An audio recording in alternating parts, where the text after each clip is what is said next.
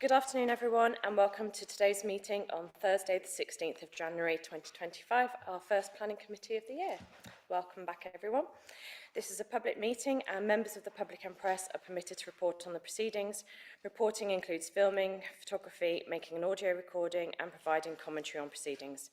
Please note this meeting is recorded and streamed live. These recordings are published on the relevant meeting page of the Council's website. By choosing to attend this public meeting, you are deemed to have given your consent to being filmed or recorded and for any footage to be broadcast or published. If the alarm sounds, the premises must be evacuated immediately. Do not spend time, please, collecting your personal belongings. All emergency escape routes are clearly signed and we assemble on the High Street opposite the Guildhall. This is really important at Planning Committee that members and speakers are reminded to use their microphones when speaking. The microphones can move if you want them in a better place, but it must be picked up by the recording. Thank you. So, Margaret, do I have any substitutes, please? There are no substitutes today, Chair. Thank you, and no apologies. Fantastic, thank you. Do I have any declarations of interest for any of the items today, please, from anyone? Councillor Cross. Thank you, Chair. I wish to point out that for the item Land at Darwin Field, Land at Darwin Avenue, item 9, that I have given a lot of thought as to whether I am or am not predetermined. I have endeavoured not to be. Whenever asked or contacted by residents, I've referred on to people who are not members of the committee, and I have refrained from making any comments about the merits or demerits of the application. And so in that regard, I've not done anything that way. I feel, whilst I might have a predisposition, actually, I will be making up my mind today on the basis of the information available to all members. So I feel that I can function in that purpose. And for me, probity in planning is absolutely why I got involved in local politics. So I'm fully aware of the duty. Thank you. Thank you, Councillor Cross. Councillor Rhagar? Thank you. As a long-standing member of the Joint Advisory Panel, considering the South Worcestershire Development Plan, I've worked on both iterations of the plan, so I have made decisions at policy level on such issues, but I have not actually discussed this application at all. Thank you. Thank you. Councillor Kimberley? Thank you. I am a former member of Warmdon Parish Council myself. I've had no involvement with the development of the submission that they're bringing forward today, but I just wanted to disclose that I have served alongside some of the members who are here today. Thank you. Councillor Udall? It's interest on item number 8, the private car parking spaces adjacent to 18 Henwick Road.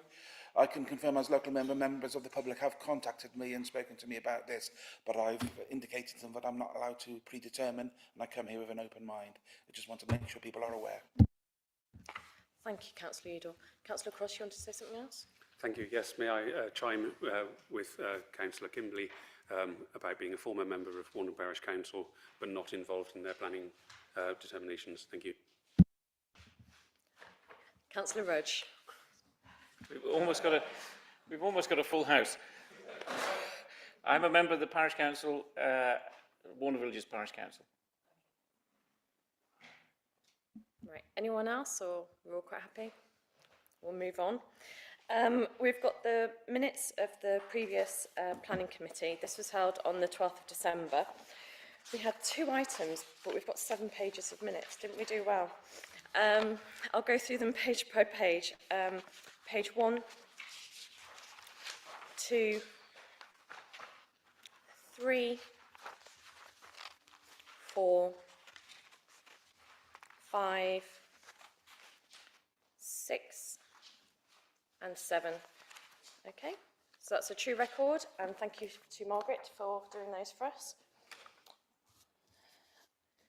We've also got some minutes of the Conservation Advisory Panel, which was held on the 4th of December.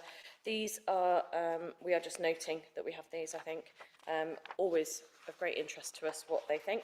So read those at your leisure.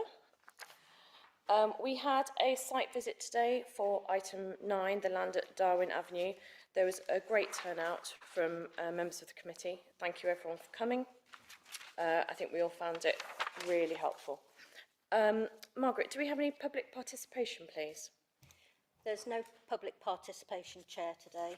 And public representation? Yes, we have public representation on all agenda items, which is listed on the sheet before you. Thank you. How wonderful. Right. Okay, so we're just going to start because, I mean, Councillor Agar mentioned it. We have had a publishing of a new NPPF. So Paul is going to just update us on what that means for us as a committee. Thank you. Thank you, Chair. I thought it would be helpful, rather than interspersing between officer presentations, this information, just to provide it out at the outset. As you recall, when we sat here in December, we said on that day that the NPPF had been revised. For those applications that we considered on that day, there was no difference to any of the considerations. The paragraphs were pretty much the same. What we have before us today, members, are a couple of applications where residential and housing land supply matters are for your consideration. So it's worth noting that as part of the revised NPPF, it removed the transitional arrangements that were previously there for local planning authorities at Regulation 19 stage for their revised development plan. And as you know, we're in that provision situation as part of the SWDP review. So what that has done, that safeguarded position, and it has reverted back to a 5-year requirement. You may recall that in November 24, that the land requirement and the housing requirement for Worcester was 4.06. So no longer are we in a 4-year provision, we're into a 5-year provision. But added to that, what the new NPPF does, it doesn't allow us to use our own methodology based upon our own figures. It reverts back to the standard methodology, and you will recall that from some years ago when the government pushed forward the standard methodology. So essentially what those two elements have resulted in is a reduced supply for this city, but also an increased demand. So as of today, we're not in a position where we can demonstrate a 5-year supply. We're in a position where we have a supply of about 2.37 years. So as you will recall from when we've discussed this previously, and we've been in this position and we've gone through our training process, that we're into paragraph 11 territory, which you might recall that talks about the tilted balance. So we're into a tilted balance where the government's advice is that we should approve applications unless the harms are significant and demonstrably outweigh the benefits. So there is a tilted balance, and members will know what that means. So as we go through those applications, those are the considerations that you need to bear in mind in terms of the housing land supply policies.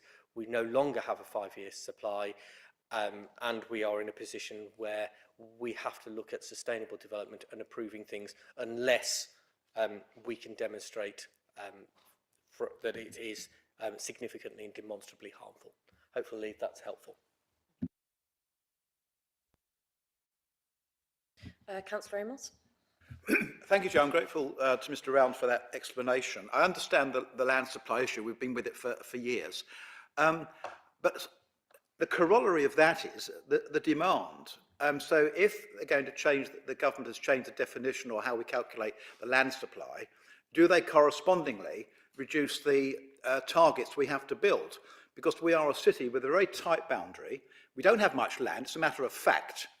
So therefore, just to say, well, we need to increase the supply somehow, when we cannot, but we're going to increase the demand, the targets that you've got to build for, is an absurdity. And I would have thought even somebody in central government would have the common sense to do both the supply and the demand side at the same time.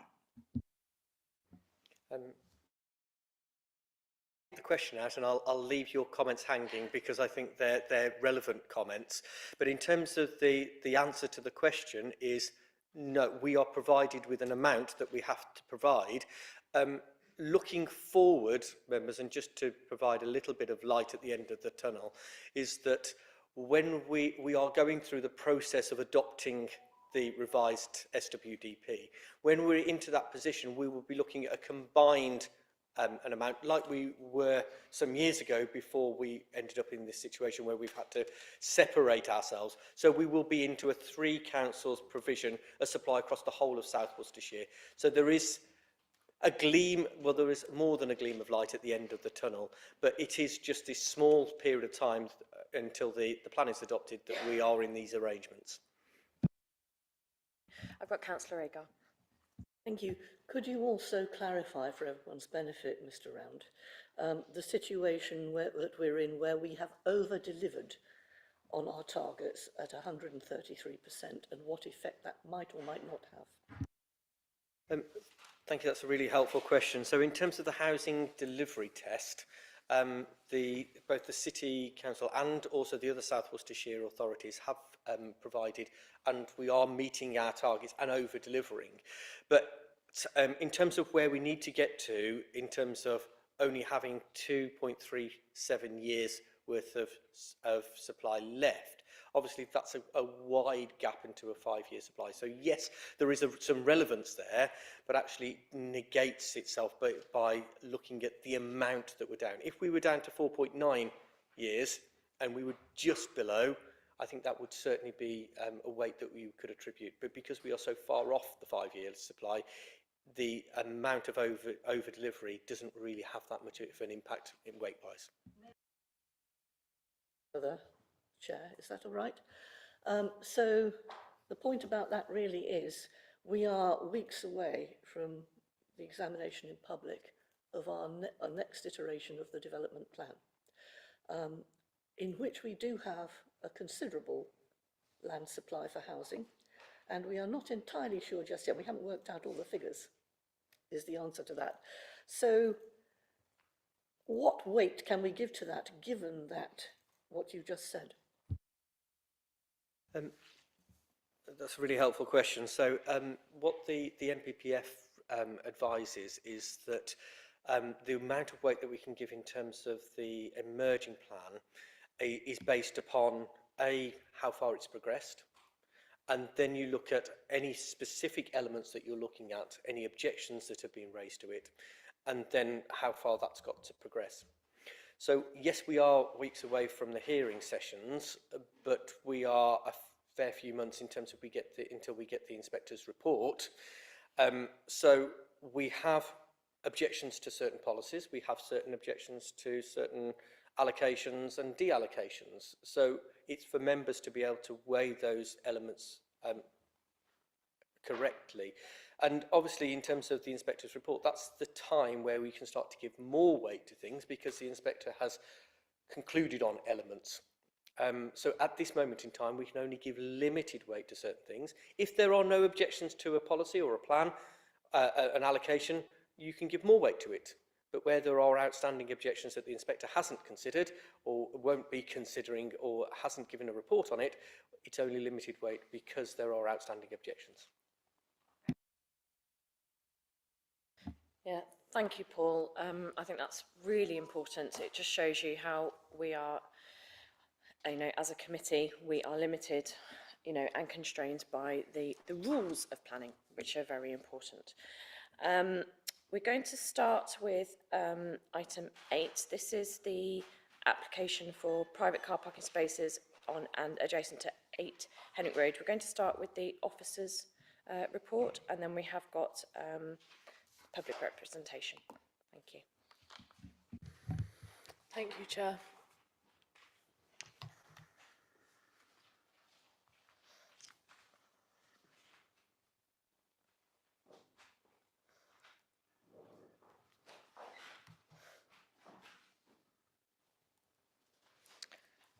So this is, item agenda 8, item reference 24/00316/FUL, for private car parking spaces adjacent to 8 Hennick Road. The proposal is for the construction of 14 apartments, including parking, landscaping and biodiversity enhancements. So the site is located on the eastern side of Hennick Road. This is a Windfall site and was the former Co-op car park. This is the proposed site plan, and the building will be set to the front of the site as shown on this plan. The existing access remains to the south, and there is parking to the rear of the site, as well as a communal garden with 3 broadleaf native trees. This is the existing street scene to the top of the slide and the proposed street scene to the bottom of the slide. This slide shows the proposed street elevation. This shows the proposed side elevation to the south. This is the rear elevation of the site, which backs onto the car park, and this is the north side elevation. This is the proposed ground floor plan, and the proposed first floor plan, proposed second floor plan, and the proposed third floor plan. And here's some views of the site from various different angles.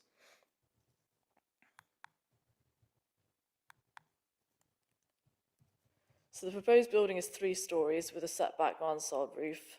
The scheme is designed predominantly in red brick to contextualise with the surrounding setting, and there are setback herringbone brickwork panels to complement it. There's also a setback mansard roof with small dormer windows.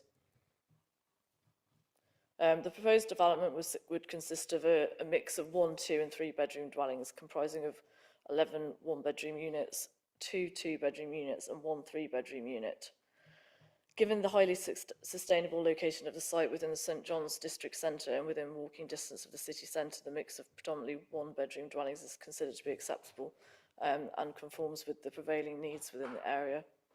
The applicant has proposed to provide affordable housing on site with 4 of the units to be affordable and build to rent.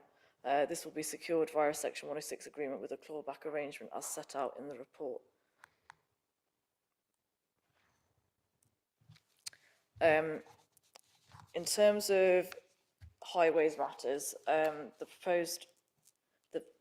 proposed development of 14 residential units requires a total of 17 car parking spaces in line with standards in the Streetscape Design Guide.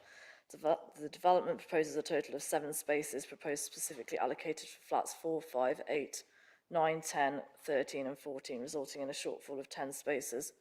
The applicant has, however, submitted a parking survey and evidence to support this parking provision. This confirms that the site is sustainable and located close to the city centre, and any displacement can be accommodated on street. The applicant will also promote the development as parking free for those units that do not have allocated parking. The development is located close to bus stops with regular bus services and is within walking distance of St John's district centre and within about 20 minutes of Worcester city centre. So in these circumstances, which are quite site-specific circumstances, a reduction in on-site parking is considered to be acceptable. The local highway authority has been consulted on the proposals and considers that the justification that the applicant has submitted is acceptable, and they have therefore offered no objections. With regard to cycle parking, a cycle store is shown on the plans to house 20 cycles. A condition is recommended to seek further details of the proposed cycle parking. A travel information pack will also be required to to promote sustainable forms of access to the development. In terms of biodiversity, there's a biodiverse green roof. The applicant has submitted a preliminary ecological appraisal and biodiversity net gain report. They're going to create 50 square metres of amenity grassland, plant 3 native broadleaved trees, and the scheme will exceed the required 10% biodiversity net gain in the metric. The site is within an archaeological sensitive area. However, it's not considered that it will have any adverse impact subject to the recommended conditions. The scheme is good in terms of renewable and low carbon energy, and it will meet at least protect the 10% predicted energy requirements on site. And there are conditions to secure that. In terms of crime and security, there's opportunities for creating a safe and secure environment here, which we have tried to do. So there's good surveillance, and we've put on conditions relating to secured by design as well. West Mercia Police have been consulted on the application, have recommended that the developer achieves the secured by design certification. In terms of planning obligations, we've secured 4 one-bedroom affordable housing units built to rent on site, and we've got a financial contribution of £36,363.60 towards public open space. So overall, we consider that the scheme is sustainable with regard to economic, social, and environmental issues, having particular regard to affordable housing, which the scheme is providing on site in line with the updated paragraph of 11D in the NPPF. So yeah, overall we consider that the scheme is acceptable, and we recommend approval, and that concludes the officer report. Thank you very much, Rebecca. We're now going to have the public speaker, it's Dan Stiff, if you'd like to come forward. You're from, are you the architect? Yeah. Lovely, from the agent, yeah, but Bolton Butler. Yeah, okay, so you've got 5 minutes. What I'll do is I'll kind of wave around about 4.5, and I will stop you at 5 if you haven't finished. Okay, thank you. Makes sense. Good afternoon, councillors. Firstly, it's been a pleasure to work closely with your planning officers on this application, which we feel has resulted in a high-quality scheme for St John's and Worcester as a whole, and ultimately makes the best use of this brownfield site. During the course of the application, and including pre-application, the applicant has worked closely with the relevant officers at the council, namely working towards tweaks in the design and the appearance of the building, but also the Highway Authority in relation to the parking strategy and sustainable transport. At each moment, the applicant has welcomed the suggested changes, the request for additional survey works with open arms, and I know that personally they're excited to deliver this scheme. The officer report, which you will have read, is extremely extensive, but I'd like to reiterate some benefits that we feel the scheme will bring to the area. On design, from the outset, the scheme has been sensitive to its quite unique surroundings, both holding a Henwick Road frontage, but also a rear aspect towards the river, and also the relationship with the historic environment. Furthermore, the prevailing building line and materiality is also a key driver for the design, and the applicant has sought to create a contemporary building, but with contextual links to the prevailing architectural styles of the overall area.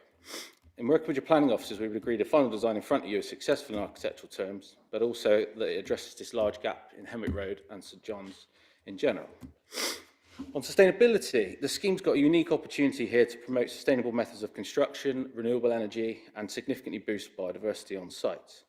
The applicant looks to construct a heavily insulated, airtight structure with renewable forms of heating to reduce carbon emissions for the new users. The unshaded south-facing roof has a significant role to play in promoting the use of solar PV, which we captured and stored on site with battery storage.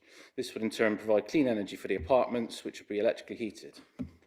On the third storey is a proposed biodiverse green roof, which will boast a series of habitats, planting, and soft landscaping, which will far exceed the minimum BNG requirements, but also assist in reducing the surface water runoff in the SUD strategy. Parking. It's clearly recognised as an extremely sustainable location. However, this site does also offer a unique opportunity to promote both car-free development and car ownership, with 7 of the apartments allocated a parking space. And the applicant has demonstrated, on request of the Highway Authority, that the area has the capacity for on-street parking for any of the perceived shortfall.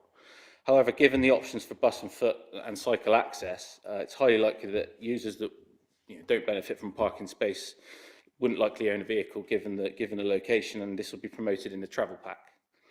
And finally, all parking spaces would be provided with an EV charger within line with the building regulations. And also cycle storage. The applicant has worked quite closely with the layout to ensure that there's a bespoke design, safe and secure bike store, which includes electric bike charging and CCTV, which will all be fob or key access for the new residents.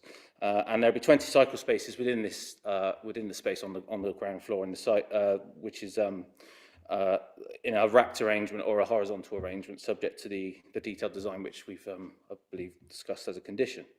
So overall, we hope that you agree the application in front of you would represent high quality design, make the best use of this brownfield site, but ultimately, and I think significantly, provides affordable housing on site, low cost housing for St John's, and ultimately housing where there's as we heard, there's a shortfall. So we'd like to hope today that you will go with your officer's recommendation and approve this development. Great, lovely, thank you. You were well within your time limit. Does anyone have any questions, please, for the speaker? We'll start with Councillor Stephen. Thank you. Thank you for that short introduction. I've got two questions. The first question is about, I think somewhere in the papers I read that you're going to market some of the apartments as no car usage. Obviously, there's ones without a car parking space. Yeah. I'm just wondering how you will do that, how you will market that, and make it clear to people that there are no car parking spaces. That's the first question. Okay. I mean that came up when we were discussing, the parking arrangements with the council.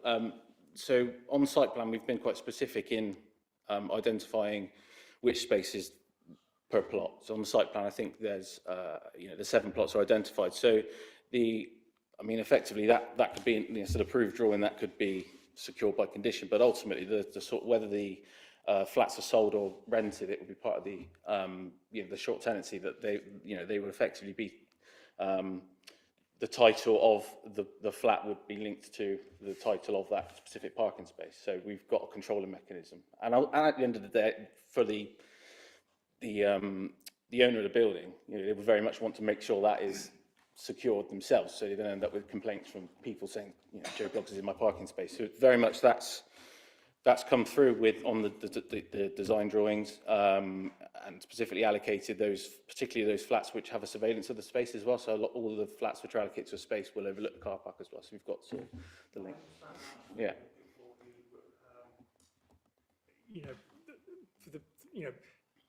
Obviously the people who the apartments who don't have a car parking space, we obviously want to make sure that we don't create a whole lot of problems for local residents by them parking all over the roads and so on. So it's great that they're allocating, it's all part of the leasing, and it's all nice and tidied like that. But in terms of your marketing, how can what will you do to try to make sure that it is marketed and make explicit and clear to people that there is no car parking space, and we're expecting you not to have a car in this particular apartment? So that would be. Would it be part of Yeah, exactly. Yeah, you'd sell it as that, and if you're very specific, the flats without parking, it would be in a travel pack as well. So it would be sales particulars? Yeah. Okay. My second question is about bike parking. First of all, I'd like to just compliment you on the design because, the extent of the design, because quite often we see applications where there's very little detail, and we have got a lot of details, and I thank you for that. But there is one particular issue with this, and that is that although you've got 20 spaces there for bikes, they are in a vertical position on the drawings. I've got a feeling that you might have been working with officers on this because obviously from an accessibility point of view, some people will find it very difficult to lift their bikes, particularly if they're electric bikes and so on, and some non-standard bikes as well. So can you just share with us what you've been working with the officers with to try to improve that? So a couple of days ago, this came up, probably from your meeting, about this issue of sort of the 45-degree racks. They wouldn't be sort of lifted and up, but I appreciate they're not too light electric bikes. So what we have been doing sort of in the background in the last couple of days is looking at whether the cycle store itself is big enough as currently designed, bearing in mind there's a load of other factors which constrain the size of the site, including parking and turning areas. So we've sort of had some options where you could look at achieving partially racked, partially horizontal arrangements. So those people, that with an electric bike could simply have a bracket on the wall that they lock their bike to, and there's a charger on the wall at the same time, and then the people without on the rack system. So that would work. We could, I think it was 15 racked bikes, and then a space for 5 or more. I mean, formally informal is, in terms of how people put their bikes in, but spatially we've had to be mindful that, the space for a bike is sort of 700 by 2 meters, and we've planned that. We've actually got a drawing which we were going to, could share as part of that planning condition. But yeah, it's I think, going to your answer, not all of the bike capacity would fit in the cycle store, because I think you'd end up ultimately with quite a substantial space that would then have implications to everything from the space on site. Is quite a, bikes take up quite a lot of room if they're sort of like Sheffield stand type arrangement. But so we've got a happy medium that the applicant's happy with to work forward to. Because I think we've got a condition suggested that specific detail can sort of follow consent. But I totally 100% agree with the weight of the bikes versus a rack. I can see the issue. Some will be like proper Sheffield stand, they're easy to lock your bikes to, and some of them will be vertical, but there'll be a good mixture. And there'll be some space. It's just having the space between, because obviously you've got sort of like, you have to have an alley between, end. You can't have a sort of end of a bike people trying to get into. We planned it such that you can have the racks perhaps on one wall, alley between, and then bikes against the wall. I think you can get sort of brackets that fix the wall, and you can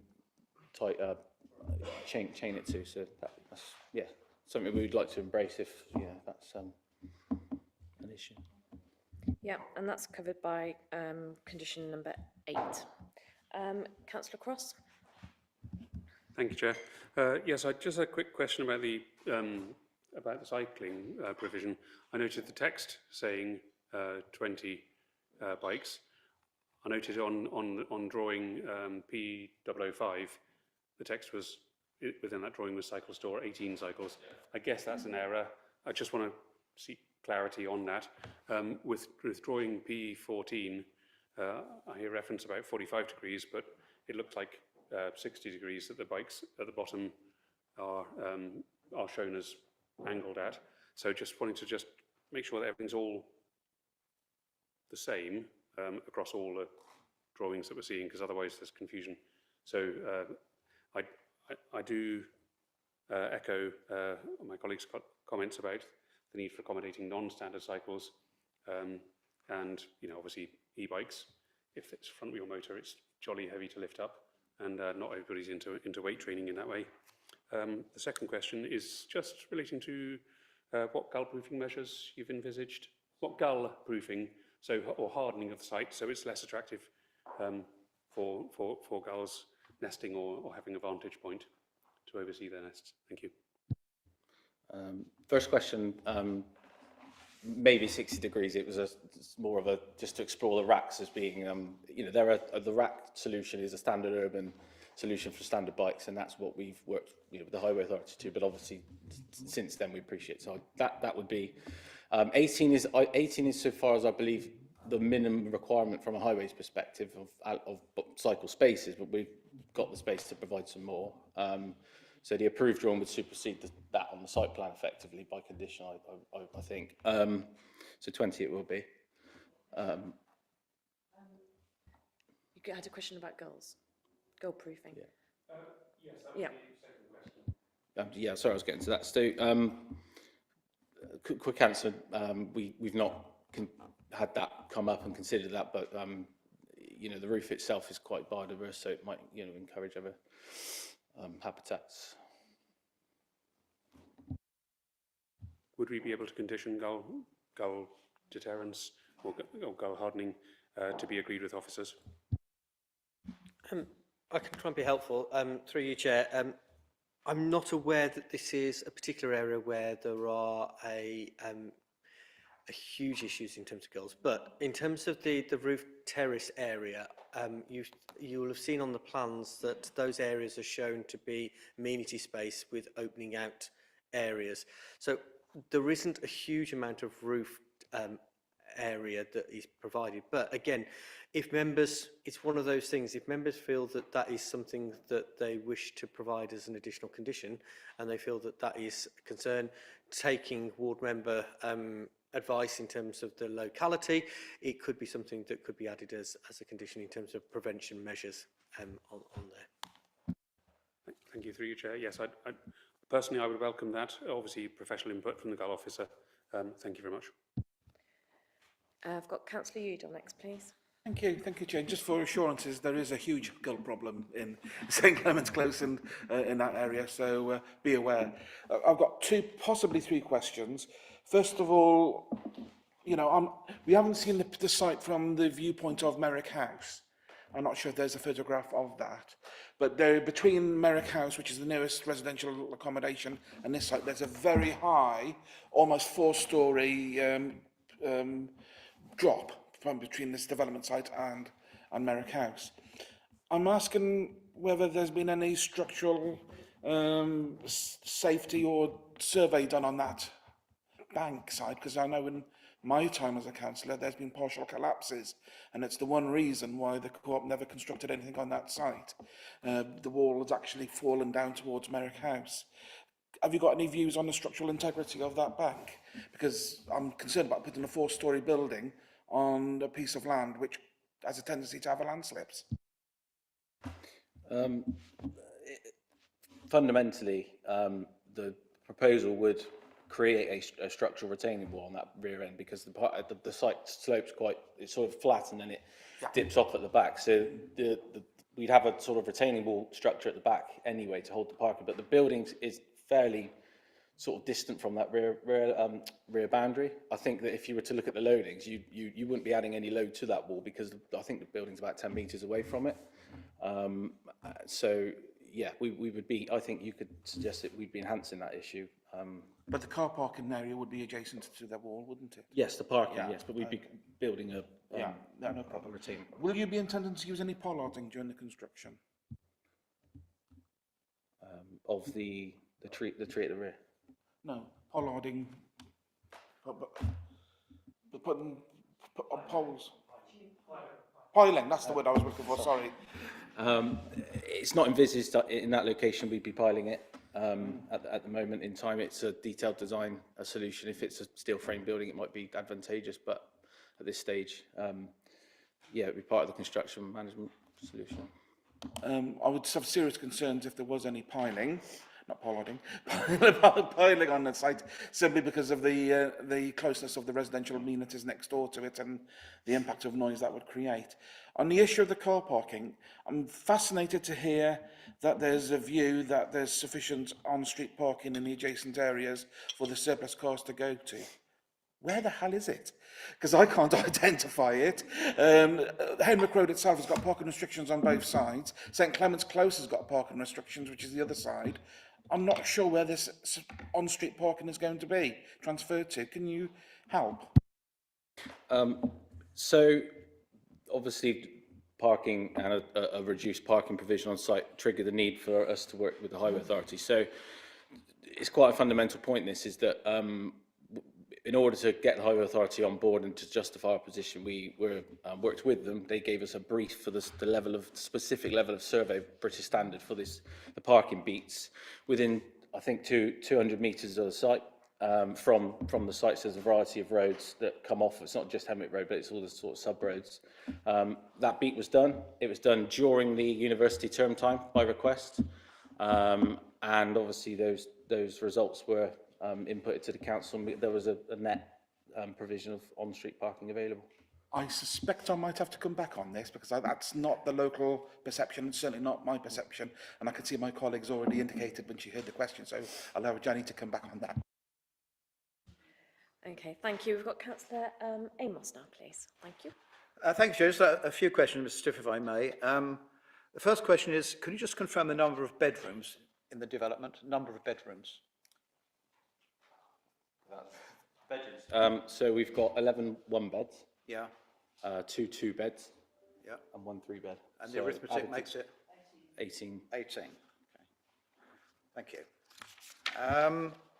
The follow-up question is, the survey to which you just referred, which says there's no parking problem because there's availability somewhere. Who paid for that survey? The applicant paid for it, quite a substantial sum. You paid for the survey, right, okay.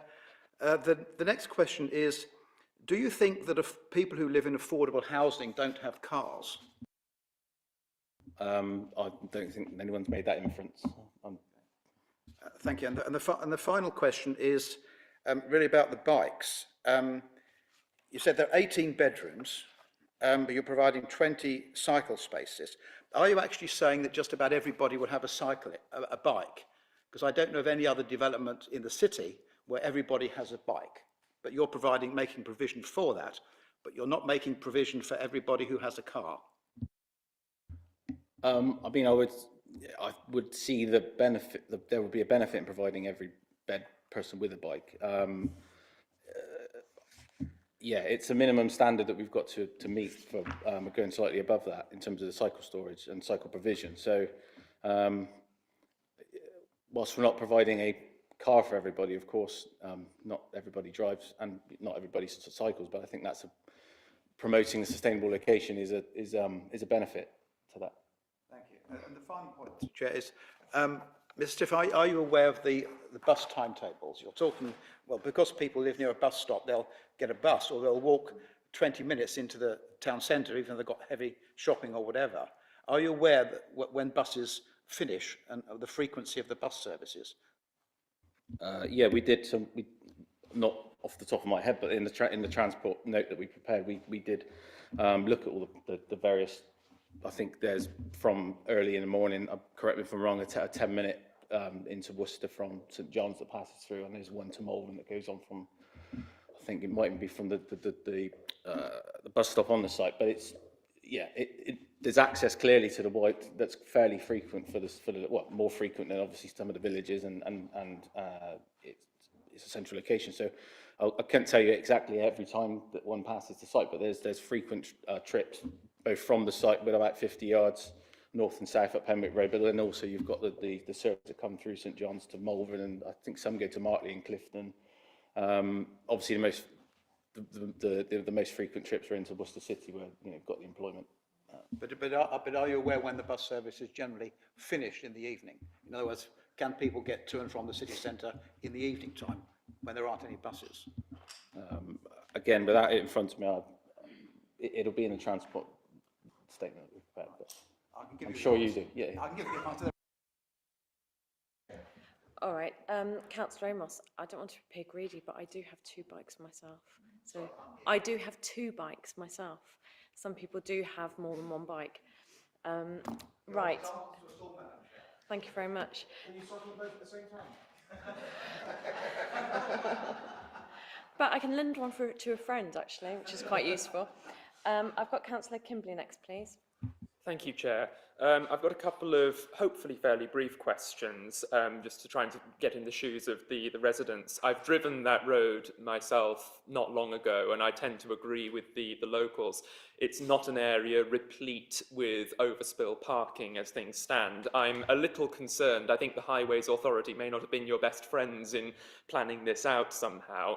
Our experience previously has been that they tend to be very generous with their assumptions about what the roads can take. So I think perhaps don't be too surprised by the comments coming at you from various angles that there is going to be a parking difficulty to be overcome.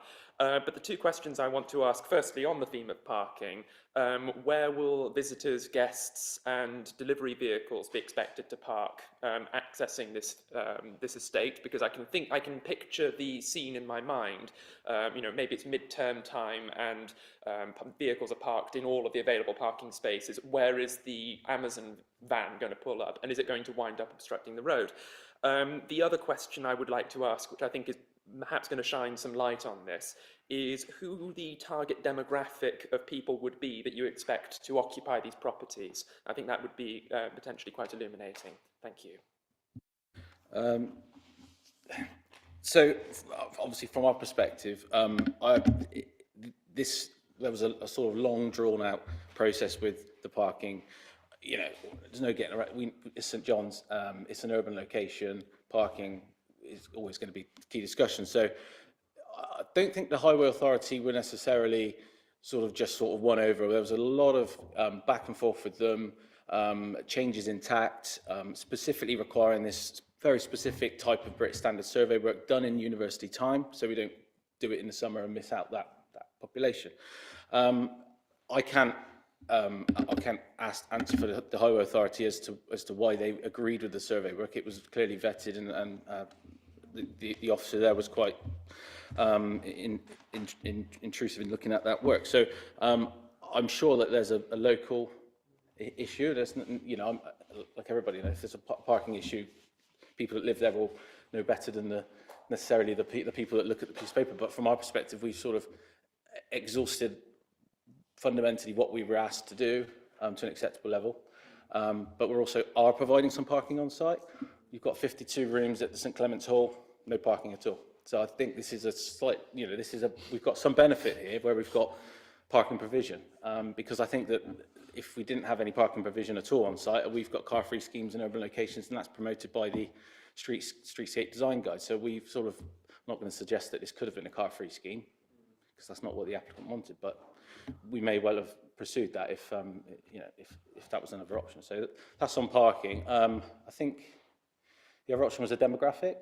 Very much the applicant, he's looking at this as a sort of long-term investment for young professionals working in Worcester, not a HMO for students, which we know is an issue in St John's anyway. So this is very much want to be a sort of proper quality accommodation for small families and majority of couples and singles, professionals. That would be where it'd be aimed. Right, thank you. Councillor Barnes. Thank you, Chair. I know this area of Worcester very well. It's my neighbourhood. I'm glad you mentioned the student block of 52 flats, which allegedly won't have anybody who drives a car.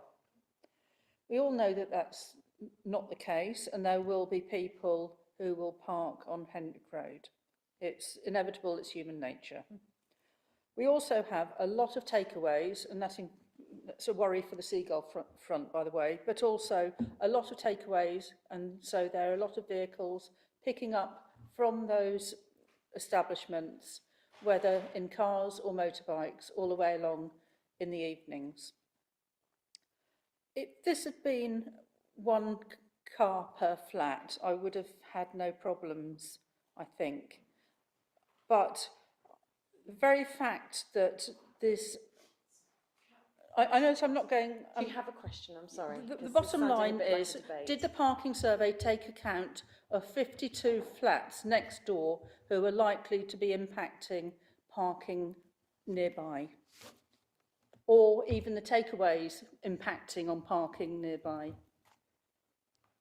No, the survey is a reflection as it is on the ground over a period of time down to what British Standard and the Highway Authority wanted. It's not taking account of future developments that haven't happened yet or any planned stuff.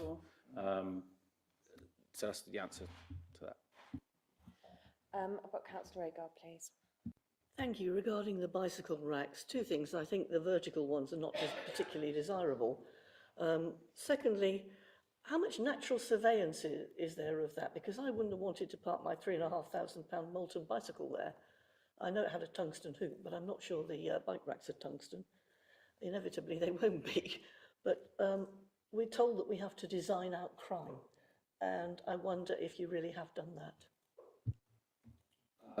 So it's an actual space that's part of the building. It's not an external area that's open. It's not sort of like a shed. So it's very much like the county council like these days with bike storage lockers. It'll be a room, fob access for the occupants of the building, CCTV monitored. I think we've got that on the drawing just so it's totally clear. So in terms of security, it's a specifically designed room, and it's not open to all sorts of different people walking past seeing a bike. So it's very much concealed around the back of the site, but it's visible to the car park. It's visible. It's outside the entrance to the building. So yeah, I would say that it's as secure as it could be. And again, it would be monitored by CCTV, such as the rest of the areas of the site, the bin stores, for example. Thank you. So it's not particularly visible. You would be relying on CCTV. Is that correct? From the road. So you access the building from the rear. Yeah. So it's not, it's not visible to the street where someone would be opening the door and leaving the door open. And people would be. Yeah. No, what I was really trying to get at is, would it be safer because people living in the building would see anyone who tried to steal a bike? Yeah, it's visible from within the site, from the parking area that people would park their cars. It's not, and if you look, some of the flats face the road, so obviously they wouldn't be overlooking the car park, but it would be visible from the back of the building and from the main entrance of the building. Because it's part of the building, it's on the rear elevation on the ground floor. Okay, thank you. Councillor Kimberley, do you have a new question? Just a very, very quick follow-up, just about the highway survey. Which year was it carried out in? You've indicated it was during term time. Which year?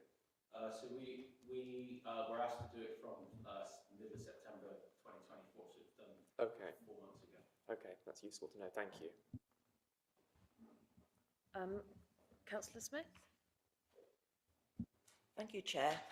Can you tell me what time of day the parking survey took place? Because this would have an impact on where the spaces were available. So it was done by request. Sorry, it was done by request at 2 separate times. So it was done during the evening and during the early hours. So it's, and I think it was also done in noon, so to pick up that people leaving in the morning. So there wasn't just, you couldn't sort of fudge it and do it when everyone's left for work. So and that was very much, I think Fiona from Highways was sort of very adamant it needed to be, this was the brief, this is the very specific. So if you look at the parking beats, there's I think 2 or 3 separate spreadsheets and all the records from that time, and then it was averaged. Yeah, thank you. Councillor Reg, thank you. Thank you. Can you just explain who maintains the green roof? So you've, much like the external areas, you've got like a common garden. So the applicant, the owner of the site will have like a management company to look after, to monitor the CCTV, to look after the grounds. And some of the rear of the green roof would be effectively owned by the flat in the mansard bit to the rear, because it's got access to it. The front would be maintained. But the theory is the green roof isn't maintained. It's left to be wild and habitats, and that's the whole point behind the biodiversity group. If that helps. Thank you. Okay, I've got a couple of questions, please. Thank you for providing a drawing for the proposed refuse store. Can you tell me how the bins are going to be taken out and put back? On these sites, sometimes we get concerned that bins are just left cluttering the site. Who's going to close the gates, and who's responsible for that, please? Thank you. So obviously the residents they would be, again, fob accessed or key code access doors on them. So the residents would have a code to do that. Again, quite commonly with urban city centre locations, the refuse team from the council would have that access to on bin day. They would take the bins out. You'd like to think they're put back.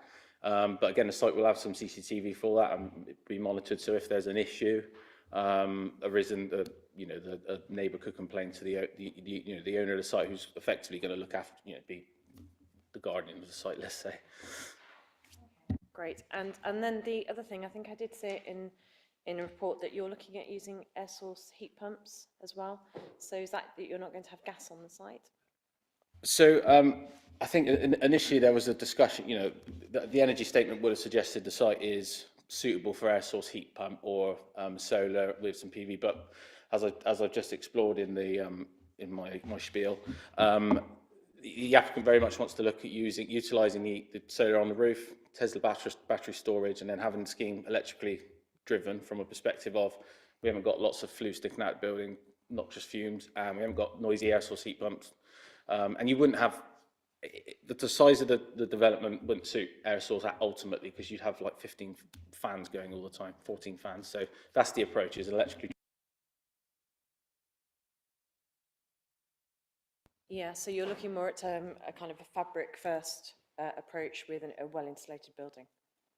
Yeah, I mean, the applicant's just doing a scheme in Cheltenham, 5 small 1-beds with the new building regs, Part L, with solar on the roof, completely passed its SAP assessment with electrically heated hot water and space heating, and that would be very, very achievable here.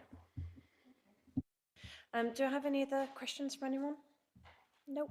Okay, you're free to step back, please. Thank you. And now we can move to questions for the officers, please. Who wants to go first?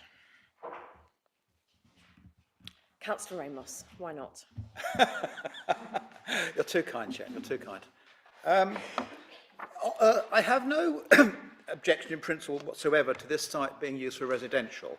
And I actually find the brickwork, the traditional red brickwork, very attractive. But it comes back to one fundamental problem, that this development is too big for this particular site. I didn't ask, because I think I know the answer. I don't know what amenity are available for the residents of this development. I don't know what amenity is there at all. It's no good saying there's a park halfway down the road, because that's not the answer. The answer is what amenity is available on site. And I must come back, Chair, to the question of parking, because we've got objections. We know what the local residents think. And the fact that Highways have chosen not to be here to answer these questions, I think is very indicative. The report says quite correctly that there is a shortfall of 10 spaces, not 1 or 2 where you can argue the toss. It's 10 spaces, according to the Streetscape Design Guide, which I know about because I drew it up. And we drew it up with those requirements for a particular reason. In those days, Highways was about keeping traffic moving and addressing the parking problems. Now it just seems to have abdicated its responsibilities. It doesn't come here, it doesn't go and look at the site, and comes up with these absurd excuses to ignore its own policy. And it's ignored its own policy because of a survey that has been carried out and paid for by the applicants. And I find that very worrying, frankly, Chair. We've all listened to the questions, so I won't go over the questions and the answers on that. And I'm not going to really make any meal of the issue of cycling, because it's whether 2 people cycle or 5 people cycle, it's a complete irrelevance. What the relevant here is that it's too big. And I want to know where the parking is. I think it was Councillor Barnes who asked the question, or Councillor Udall. Well, where are these 10 spaces? I go through that area frequently throughout the week. You may recall, Chair, some years ago we had a major traffic improvement scheme there to make the traffic flow more easily in St John's, because it is a massive problem. So a conjunction of 3 different routes, and parking is just as bad. And what we're now going to do, if we approve this scheme, is knowingly and deliberately add to the parking problem for a development that is too big for the site. As I say, perhaps Mr Round can later on tell me what amenity is on site for these residents. And the idea that, well, you know, you can walk to the city centre, it only takes 20 minutes. People don't. It's a matter of fact. They don't do their weekly shop that way. And I really think it's, and clearly Mr Stiff did his best, and I admire him, because he had a very bad brief. He didn't know when the bus is finished, because there aren't any. That's why I asked the question. It's a rhetorical question. The bus services are dreadful. And the idea that because you're in affordable housing, you use the bus and you don't have a car. So I think, frankly, Chair, on those issues alone, the case is made that this application is not appropriate on this site. If it's a question of listening to the residents, as I do, or listening to an absentee highways authority, which has abdicated its responsibilities by saying, well, somebody's carried out a survey, so that's okay, and ignore its own policy, I think is shameful. And I think other questions need to be asked elsewhere about the role of highways. Thank you, Chair.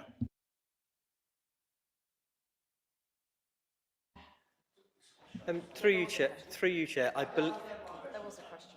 I believe there was 2 questions. Yeah. I got 2. So in terms of amenity, and then in terms of car parking and the approach to the Highway Authority. So in terms of amenity, you'll see within the report that there is a communal garden within the layout. So not only does each property benefit from balcony area, but also there is a communal garden within the site. And within the report, it's 5 minutes walk to Cripplegate Park. So those elements have come together into your officer's assessments that is acceptable in terms of the amenity. In terms of the car parking survey, there's a couple of things that I would say is that the Highway Authority haven't just taken what the applicants have said. The Highway Officer specifically went and looked at those areas at those specific times and carried out their own survey to verify that survey work. So we haven't just got a position where the applicant says something and we've accepted that.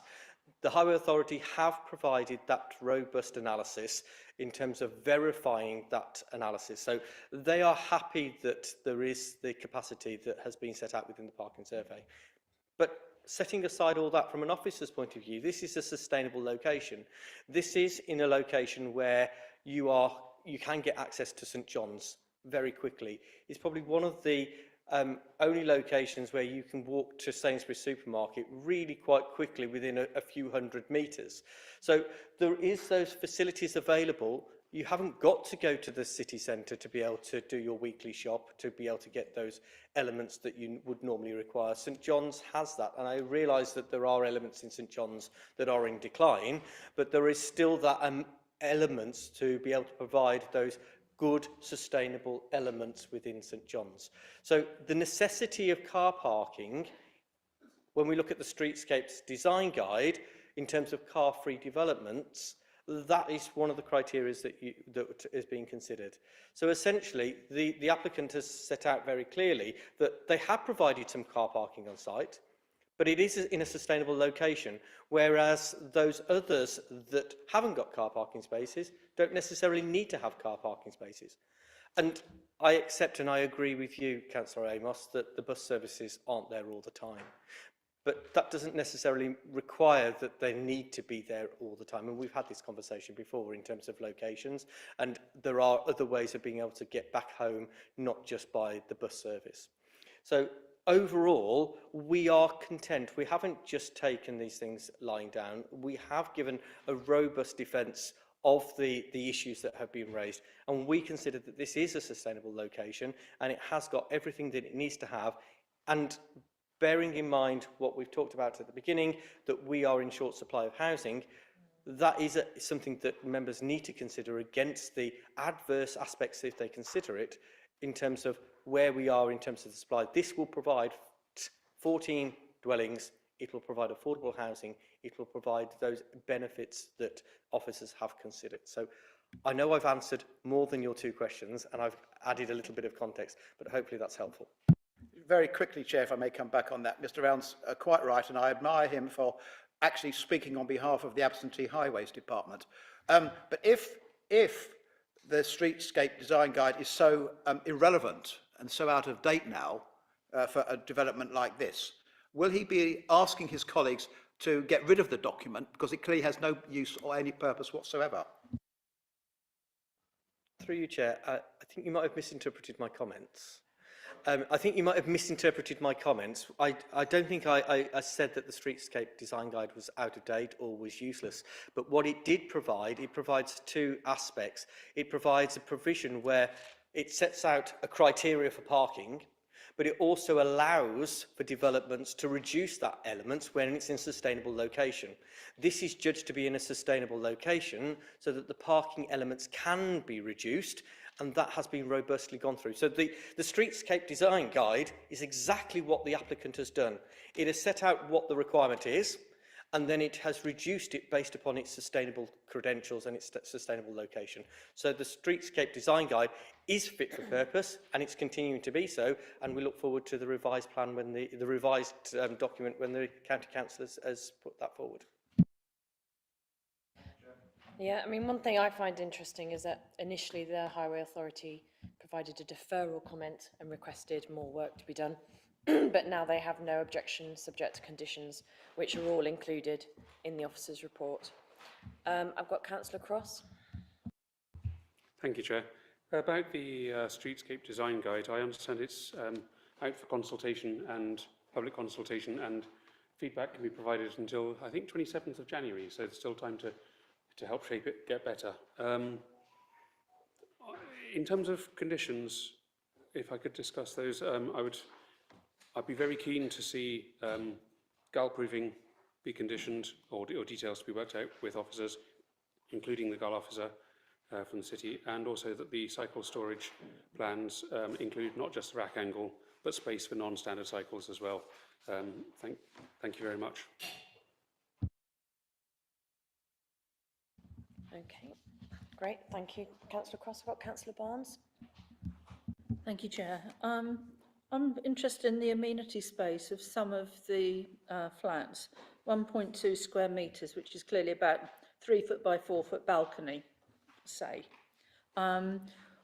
Will people be able to use those balconies for anything worthwhile?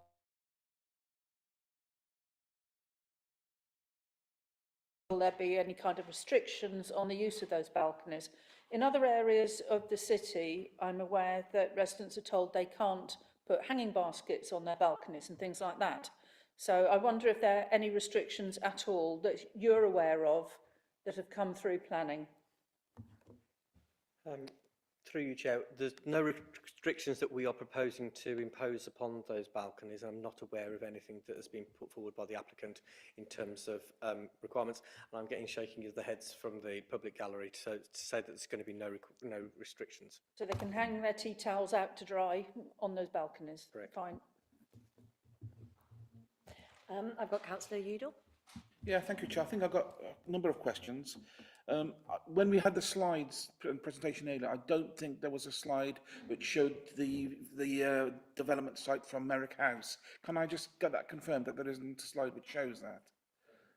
No, because that's the nearest residential property to this site. And what concerns me greatly is there's a huge, great big bank outside Merrick House, which this is going to be built upon.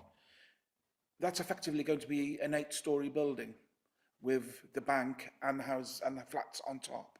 And that will have a devastating impact upon the residents living below in Merrick House. And that does concern me. And I want to see from officers what kind of issues they can have to alleviate that kind of overshadowing and overbearing impact upon the residents who live adjacent to the site.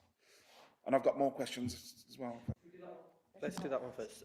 Through you, Chair. So, officers had that same concern, and both at pre-application stage and initially when the original design was submitted. As part of the revised design, and you'll see that it has been reduced in height from what it was originally, a skylight and daylight assessment was done for the windows at Merrick House. So what that has provided is provided that there has been an assessment done for all of those windows, and it has provided that there won't be any adverse impact to daylight or the loss of skyline from those properties. So the reduction of the overall massing of the building and the position of it guarantees that those properties won't be adversely affected. And that was something that we've done as quite an extensive assessment, and we got the applicant to do quite an extensive assessment for that to make sure that that wasn't the case, because I stood at the bottom of the road by Merrick House, and so has Rebecca, and we shared those concerns, but it has been demonstrated that there won't be any adverse impact on those properties. And I assume that includes as well, overlooking. That is correct, absolutely. Okay.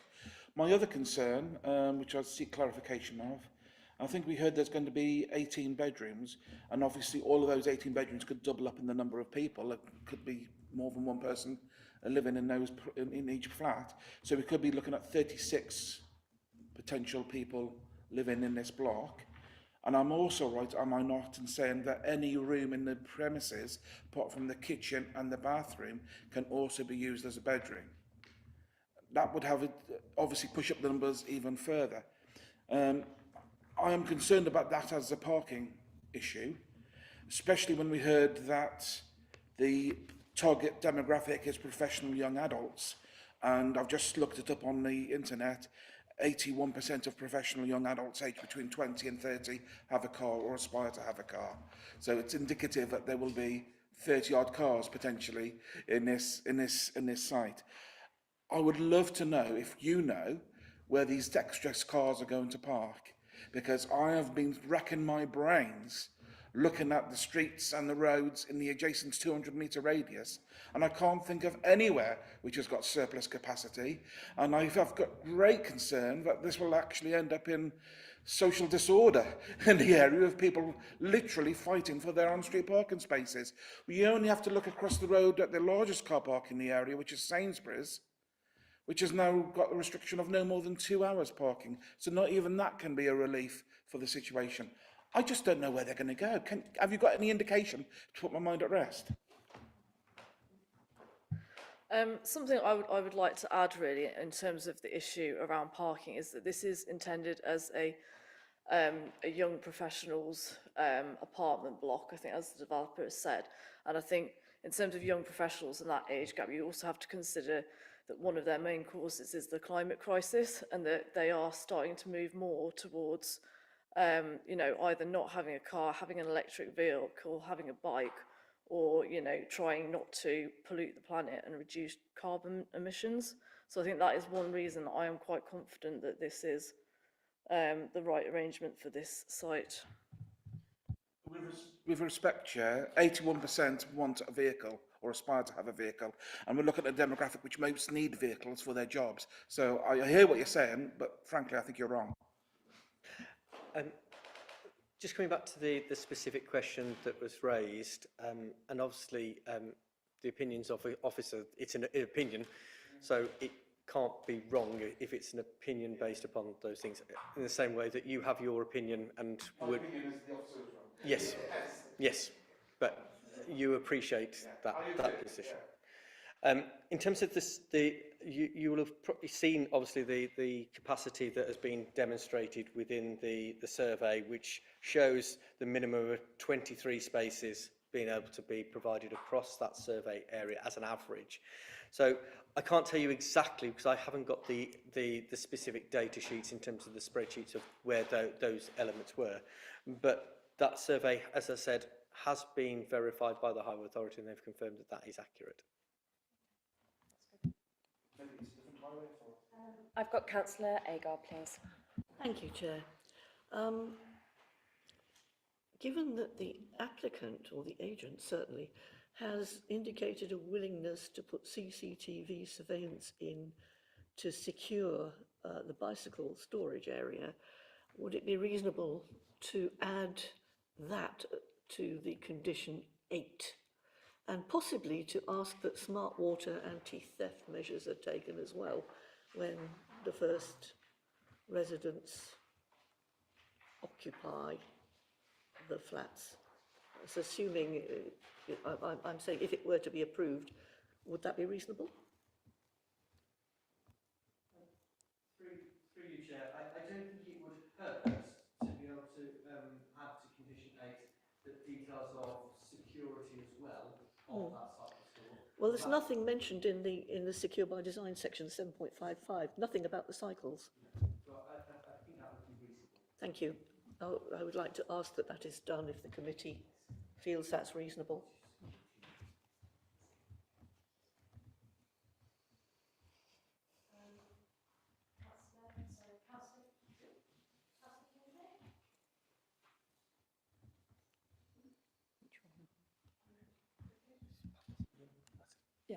Thank you. I'm going to ask about parking. I know we've been giving it a good going over, but I agree it's intriguing to think where these spaces might come from. And I wondered if we could have a bit of clarification on the parking survey, because I've just been looking at the numbers, and it's a little bit hard to interpret, but it sort of implies that limited hours spaces and single line spaces are being counted as available parking spaces for the flats. Are you able to clarify that at all? So it's quite technical detail there, but because there's very fine line between the sort of extra spaces that might be needed and what is available, and if it turns out that some of those are, and actually some of them on Bromwich Lane as well, which is a fair distance from this development, but I'd be quite interested to understand that, because I can't quite work that out from the documentation. Thank you.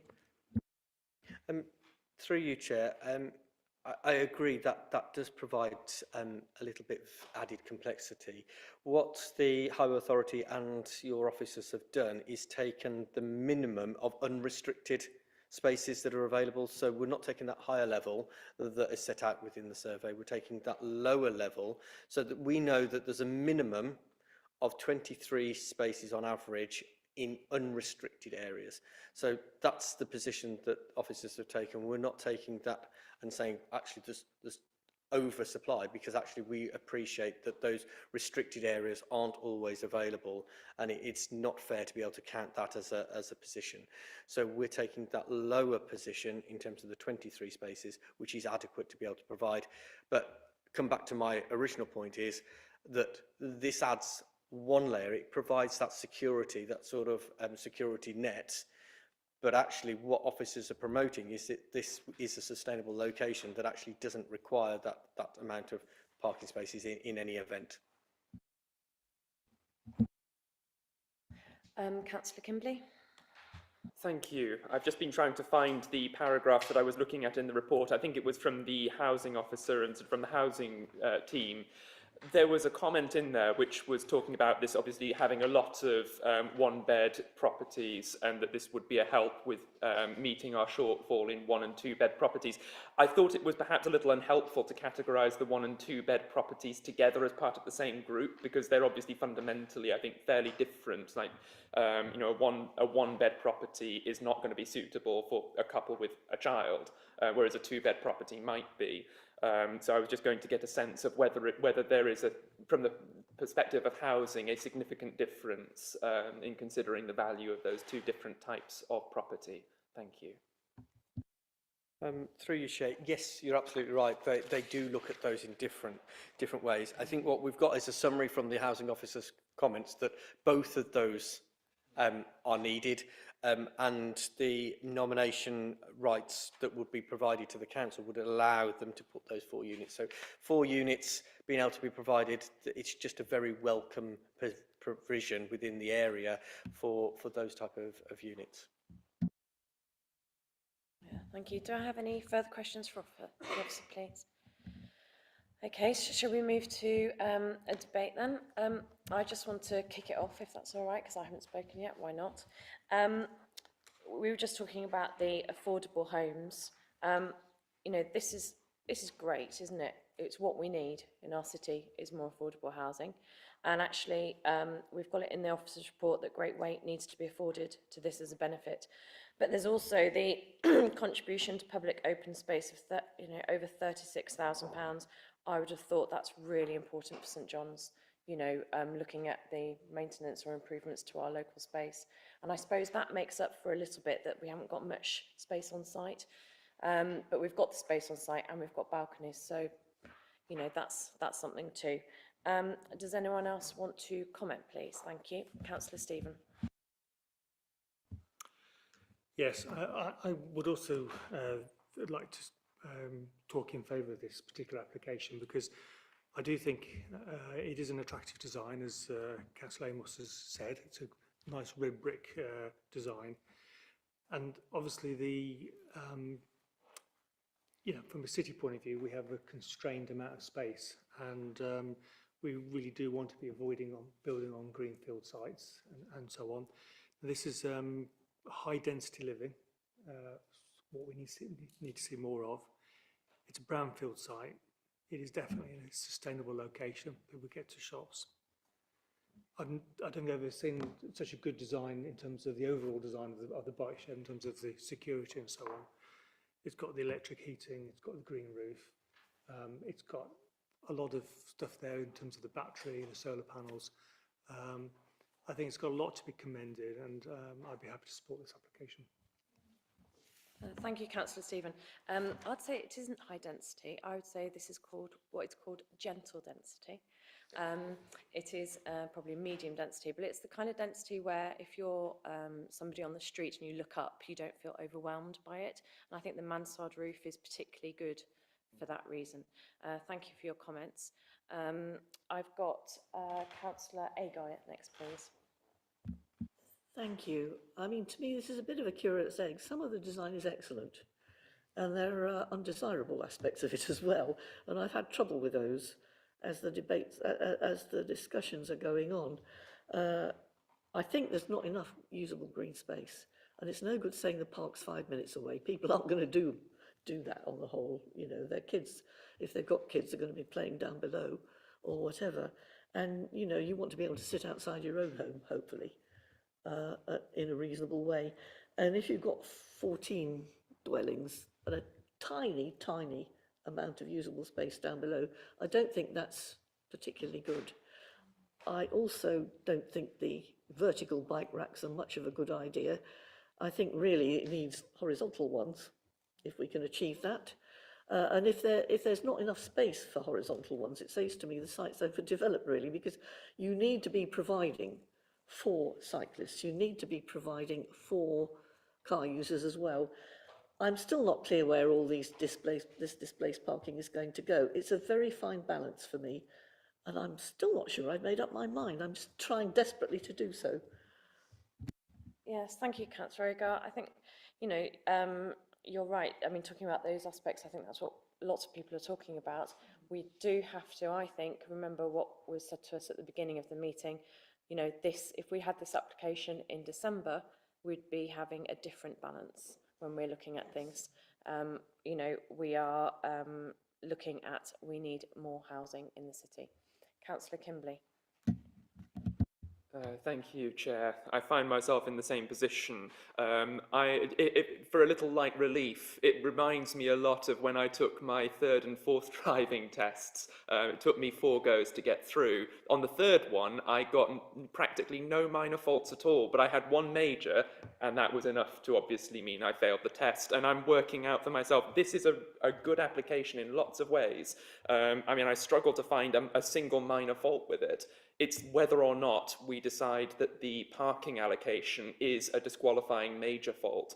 I think that the reassurance that I would need in order to be able to vote for it is really quite a robust reassurance that there is no reason to think that the 10 flats without an allocated space will have a vehicle. And I'm still a little bit apprehensive about provision for guests and visitors. Because I think if people are going to be living normal lives, one would expect that they will have visitors, and those visitors have to park somewhere. So that really is for me the consideration that I would like a little more reassurance on. Thank you.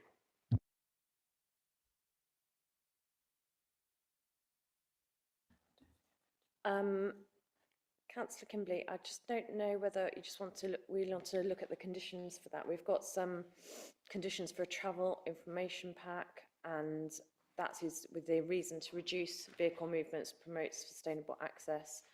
They're going to be marketed as car-free, some of them. But in the comment from Highways, I mean, it'd be great if they were here, wouldn't it? One of the things I say that the significance of the vehicular trips from this proposed dwelling cannot be said to represent a severe impact on the network. Therefore, there'd be no grounds for an objection in accordance with the MPPF. That's what it says. I'm just saying. I imagine Karen would say that if she was here. Who have we got next? We've got Councillor Udall. I thought you'd forgotten me. I'm easy to forget. I know I'm easy to forget. Is it possible we can have the picture of the street scene put back up on display, please, if that's possible? Sorry. From Henwick Road.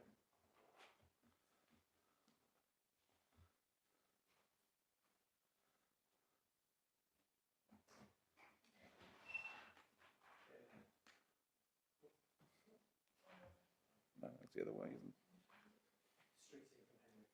So the proposed street Yeah.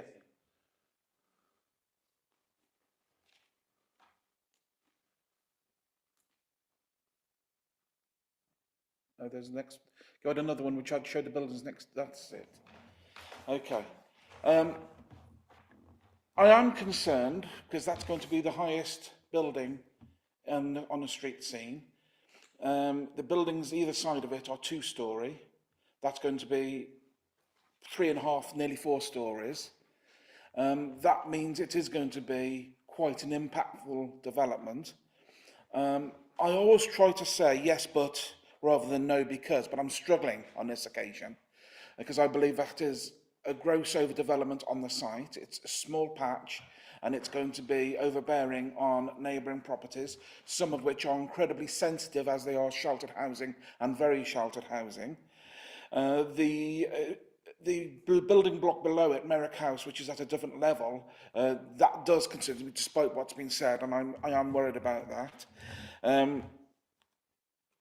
I believe that we have a potential problem here with the size and the scale of the development. It may be good design. I think I would compromise at 2-storey, 3-storey at most, but that is far too much. Come back to the issues of the issue of parking. 18 bedrooms, sorry. That could be easily 36 people. Multi-car ownership within relationships. That will have an increasing demand on the local parking amenity in St John's, especially as other members have said about visitors, deliverers, family, friends, whatever. It will have an impact. There is no surplus parking in this area. Zero. There is parking restrictions on Henwick Road, and there is demand for growing parking restrictions in and around the area. The nearest road which would have parking spaces would be Nelson Road. Please don't tell people to park in Nelson Road. That would create a disaster for the people in there. I can't see where people are going to park who are going to be visiting, living, or even attending these premises for deliveries. It's just not going to happen. What we're going to have is parking chaos and stress and anxiety amongst conflicting neighbours about parking spaces. And I am concerned about the consequences of that. To say there are surplus spaces in the area, if people from St John's could hear that, they would be laughing very loudly. Even the dogs on the street of St John's know that that is not the case. So consequently, I can't support this. If it was a slightly different design with less demand on the local infrastructure, I would be more sympathetic, because clearly the site needs to be developed. It can't stay as it is. But this is overdevelopment, and it will be damaging for St John's, damaging for the visual amenity of Henwick Road, and damaging also for the residents who have to live next door to it. Okay, thank you, Councillor Udall. I just want to point out something. In the officer's report, we've got the response from the conservation officer, because this is actually next to a conservation area. So, you know, it is quite important that the design is right. And they have deemed that there is a slightly positive impact upon the adjacent conservation area. So that's from a design point of view. I totally agree, So because we'll a building is better than no building. Well, absolutely. But I'm saying this is overdevelopment. I know, I've just for balance, and then we've got Paul to respond to other things. Thank you. Just a couple of points of clarification just to help. What the street scene doesn't show is that the building to the right-hand side has a planning approval which is still extant for an additional storey upon it. So actually the design has been built in accordance with that. So the level of the main area of brick facade will be exactly the same level as the approved level for the building to the right-hand side. And the idea is that it will blend through and then step down to the properties to the left-hand side in terms of design. I believe that the permission is still extant. And secondly, in terms of deliveries, as part of the parking survey, there was a delivery service plan that was provided, and space is available within the car parking area for deliveries to be able to come into the site, to be able to park, to deliver, to be able to turn around and exit the site in a forward gear. So in terms of deliveries have already been catered for within the plan, and that is already provided as part of the parking layout. I've got Councillor Barnes. Thank you. Thank you, Chair. I hope you will allow me this time to ask members and others in the room who actually has a car. Could you put your hands up? That's, most of the planning committee have got a car. And I think actually most people aspire to have a car even if they haven't got one yet. So I think this is a really big issue, that although you say that you're going to be having spaces where you're not encouraging car ownership, actually people will still do it, human nature being what it is. And it's purely on that basis, rather than anything else. It's the car parking that's the thing for me. I actually really welcome this space being developed. I think there are too many flats there, and maybe if there's parking under the building, that would be a completely different game, because there'd be more balance between the two. But as things stand at the moment, I can't actually agree with this. Gosh, Councillor Barnes, you know that digging down and basements is very carbon intensive. But also, I don't think it's fair to say that everyone aspires to own a car. I don't. I've got rid of my car. I live in a sustainable location. I do not need one. Paul, I don't know whether you've got any comments, please. I think just in terms of trying to be helpful, this committee has approved, and there are developments across this city that are car-free or car-reduced. And yes, that is a position that has been taken. It's not a fact that there is suddenly an oversupply of cars in those locations. There is that expectation of when you are purchasing a property that you either have a car parking space or you don't have a car parking space.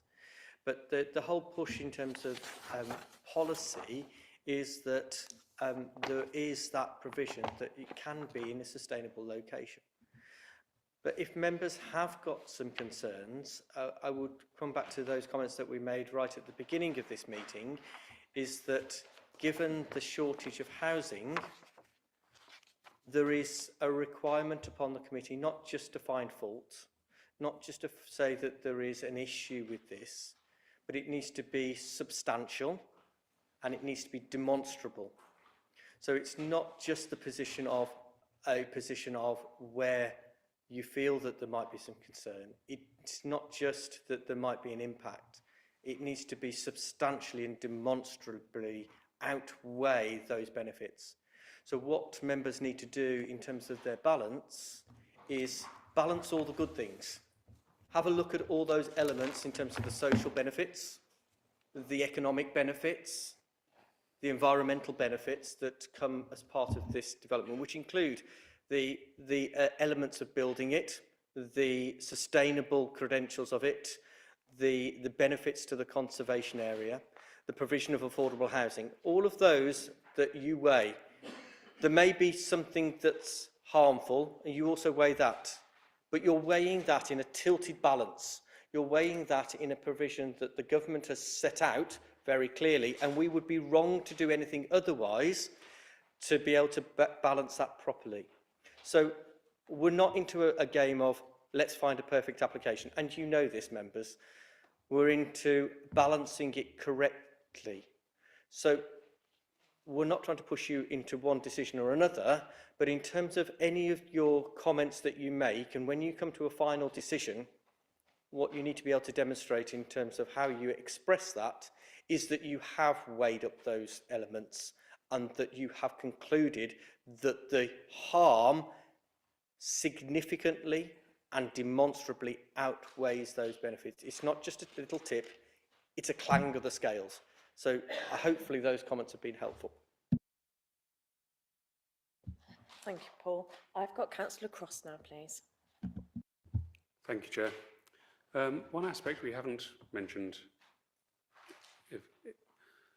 thus far, as far as I know, is the inclusion of an attenuation tank for rainwater, which is something that I really welcome, and particularly in an area prone to flooding,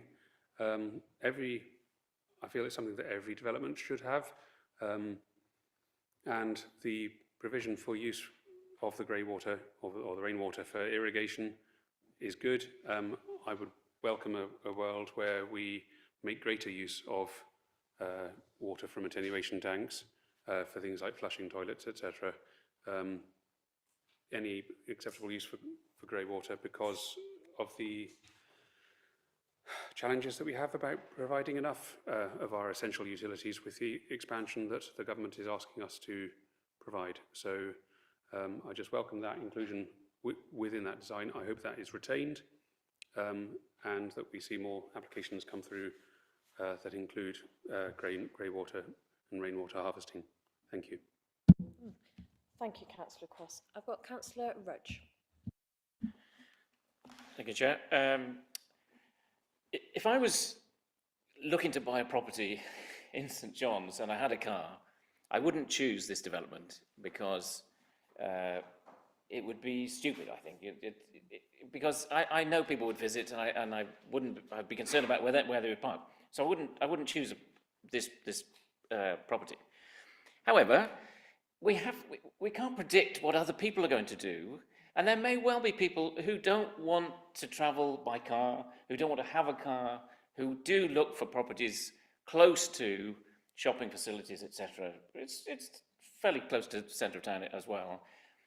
And I don't think we should predict for them what may be a fantastic opportunity to buy a property close to where they work or close to where they need to shop. So I perfectly understand the concerns that people have about parking. And whenever we talk about St John's, we talk about parking because it's a headache. And somehow we've got to solve that problem at some stage. I don't think this is the right time to do that. But I do think we have to allow for other people who may not want to live with a car to have the right to buy a property like this. And that for me sways me in favour of the application.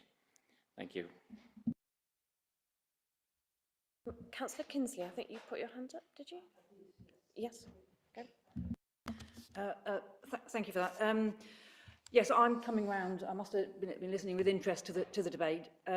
Car parking is always a concern, and I think we are going to have to start accepting that we've got to move away in certain scenarios in the right place, and ideally with the right infrastructure, that we no longer need the cars in the way that we thought we did. And am I right in thinking that from this development you can get, well, there's a question, how would you access the cycle route that I know goes across the along New Road? Would you go down the back of the building, or would you have to go along Henwick Road first? So there's a short distance along Henwick Road, and then you're onto a cycle route. We mentioned earlier that there'd be a sum of money coming along with this development. If that could be put towards structure and doing something about the buses, that would be great. Through you, Chair, the contributions are put for public open space. They're not being requested for sustainable transport measures. I've got Councillor Amos now. I think we need to start thinking about a proposal from someone, please. Yes, that was a hint, Chair. I will be brief. It was just in response to really Mr. Round's point, and obviously what he said is quite right. But equally, in these planning applications, and we're seeing it time after time, you have to consider the people who already live there, the existing community. I mean, the whole planning process is skewed in favour of big developers and everybody except individual households. You've got 9 objections here from ordinary people who know the area and have gone far enough to put in their objections to try and guide our decision. And constantly these people are being ignored. Well, they don't know. I mean, there is parking. They say there isn't, but we know better. And then we've asked the officers, where is this capacity? And they can't tell us. Highways haven't got a clue. If we knew where it was, presumably we would have been told. And obviously, we've gone to 14 dwellings. Why have we gone for 14 dwellings? Because you could have had 10, or with the same proportion of affordable housing. So what we're saying, Chair, I don't think anybody around the table is saying we don't support this in principle. What we're saying is it's too many. It's too many. Leave a little bit of space on site for parking. That's what we're saying. I mean, obviously, the only interest of the developer, they're not a philanthropic organisation. They're there to make profit, which I don't object to. But let's be under no illusion that they're a charitable organisation providing affordable housing. They're there to make a profit. So they've gone for 14. They could have gone for 10, but they haven't. And I take Councillor Rudge's point about, well, you know, people might not want to have a car. That's fine. Buy a property. If it hasn't got any parking space, great. But people who buy a property may have parking spaces and they don't need it. And some people actually rent it out to other people. And the final point, Chair, is, and we've got to face this issue head on, and I've seen directly myself, the tiniest, and it's peculiar to Worcester, throughout the county, the tiniest incident that happens in Worcester leads to gridlock, because our roads are at absolute capacity, and certainly on a Thursday evening, for example, which is the worst traffic, we're beyond capacity. So if you want to go on allowing these developments, pretending there isn't a parking and a traffic issue, then approve this. All I'm saying is there are consequences for people in Worcester and for the immediate residents in this area. Set again against the points that Mr. Round made. Councillor Amos, I think you're talking about two different things, really. We can't have growing numbers of cars on our road. As you say, there is huge congestion, and that does impact the economy of the city. But what we need is mode shift. And actually, we need the County Council to install better cycling infrastructure, sort out the buses and everything else. But what we have to do is provide homes for people. And this is coming through with the new NPPF. This has great weight in this decision, and because it's got 4 affordable homes, it's even greater, and I think we really have to consider that. I've got Councillor Kimberley. Thank you, Chair.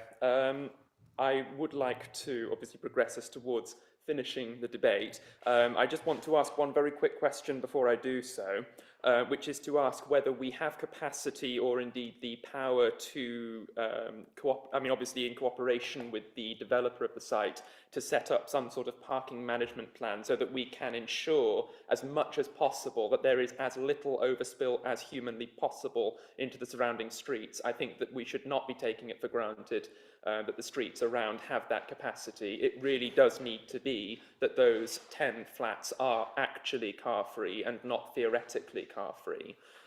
Do we have that capability of setting up such a management plan?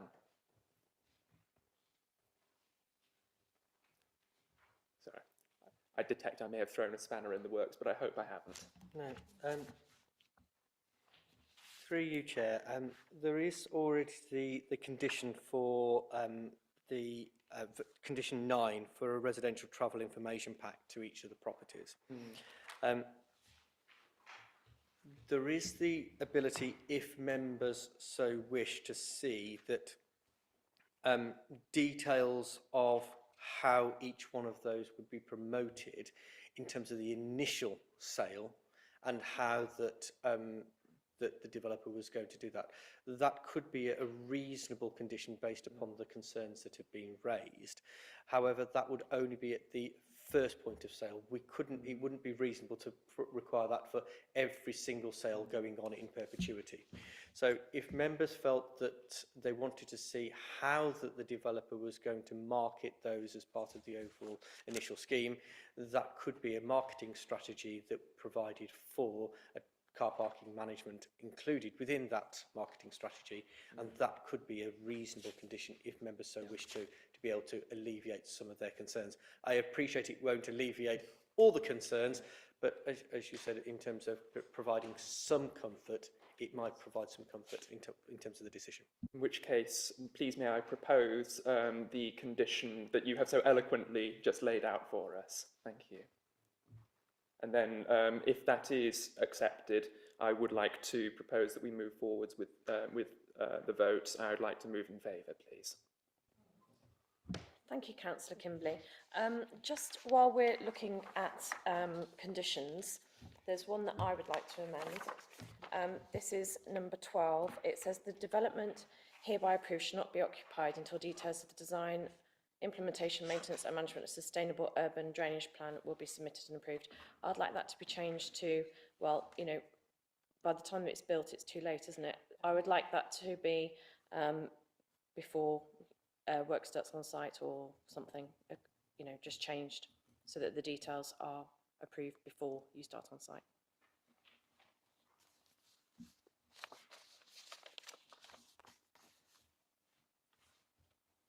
It's a very good point, and you'll notice in the late papers that officers have already anticipated that.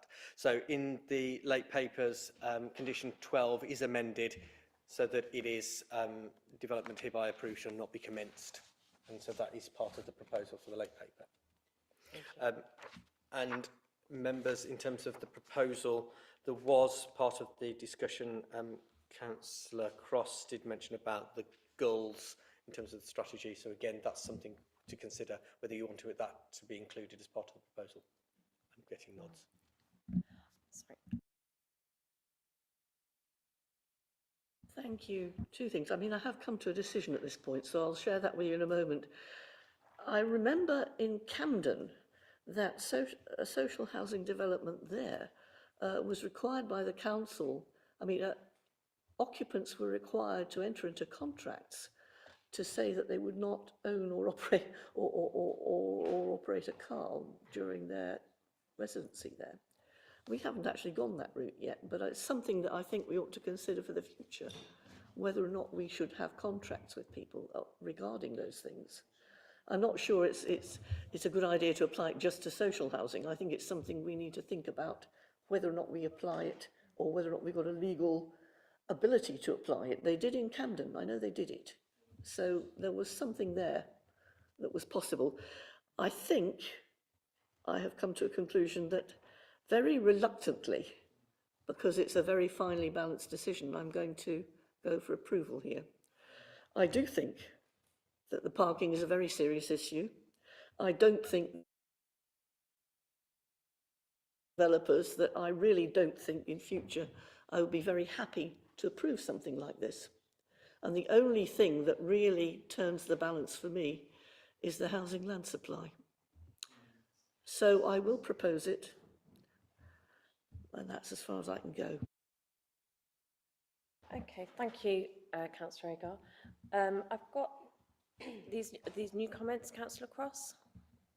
About conditions, Chair. Okay, yeah, do go ahead. So I'd be happy to see conditions about the cycle storage, the nature of the racks, the non-standard bicycles being possible there, the security, the CCTV mentioned, if that could all be conditions, please. And also, yes, you mentioned the gull proofing, but I wanted to pick up on the cycling storage. Thank you.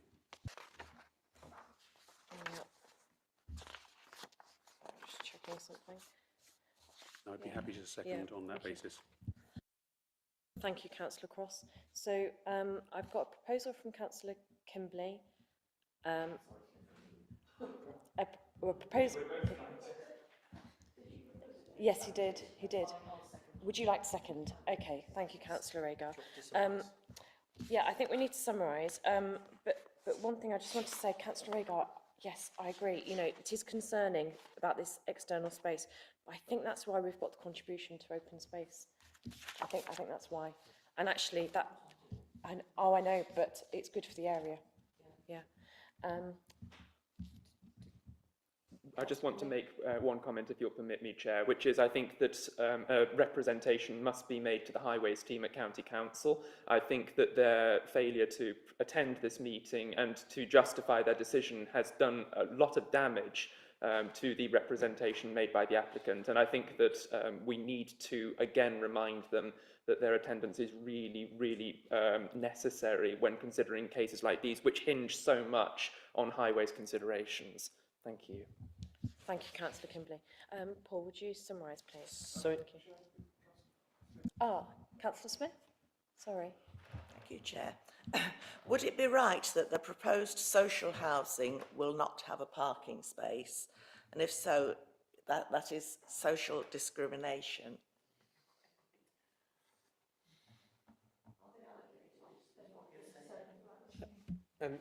Through you, Chair, they are allocated sites, and the exact numbers of flats which are to be as part of the affordable housing haven't actually been provided yet. That will be part of the negotiation as part of the Section 106. All these spaces, I think, as the applicant set out, are ones that are visible from the rear, so that if you have an allocated space, you can actually see your car from your residential property. But in terms of have they been allocated to the affordable housing, that hasn't been done yet in terms of which units are to be affordable.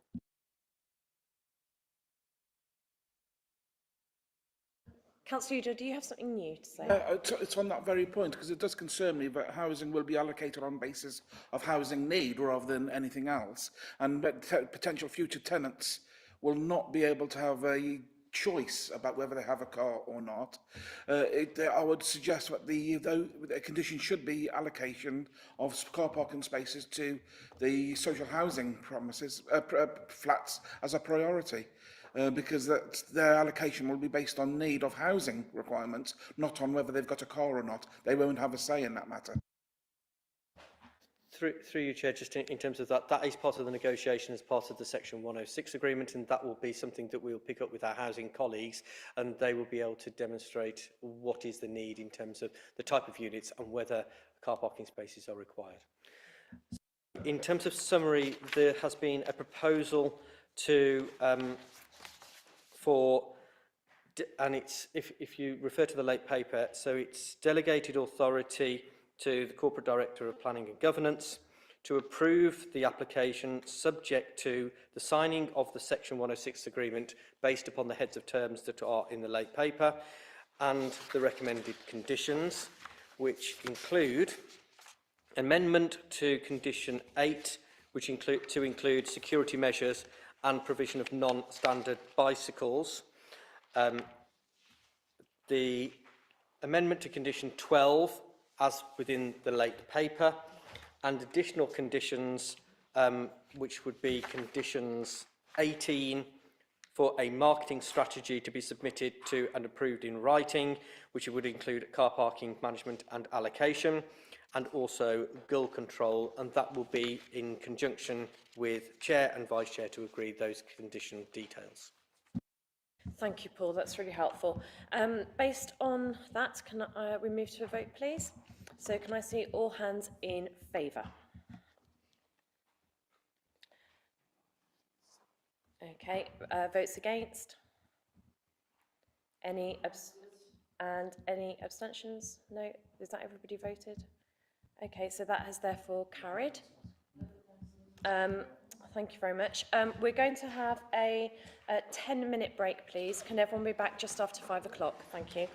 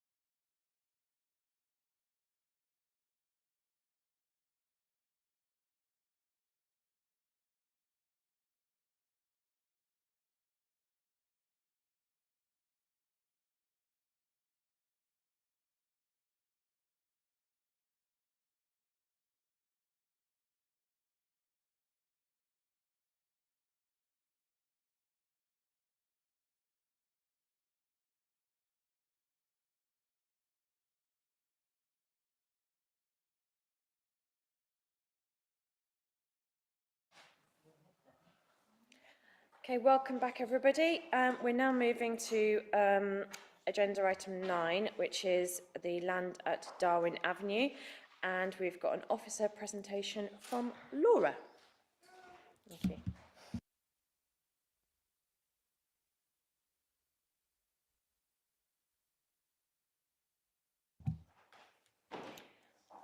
Thank you, Chair. I'll just get up to my slides. Sorry.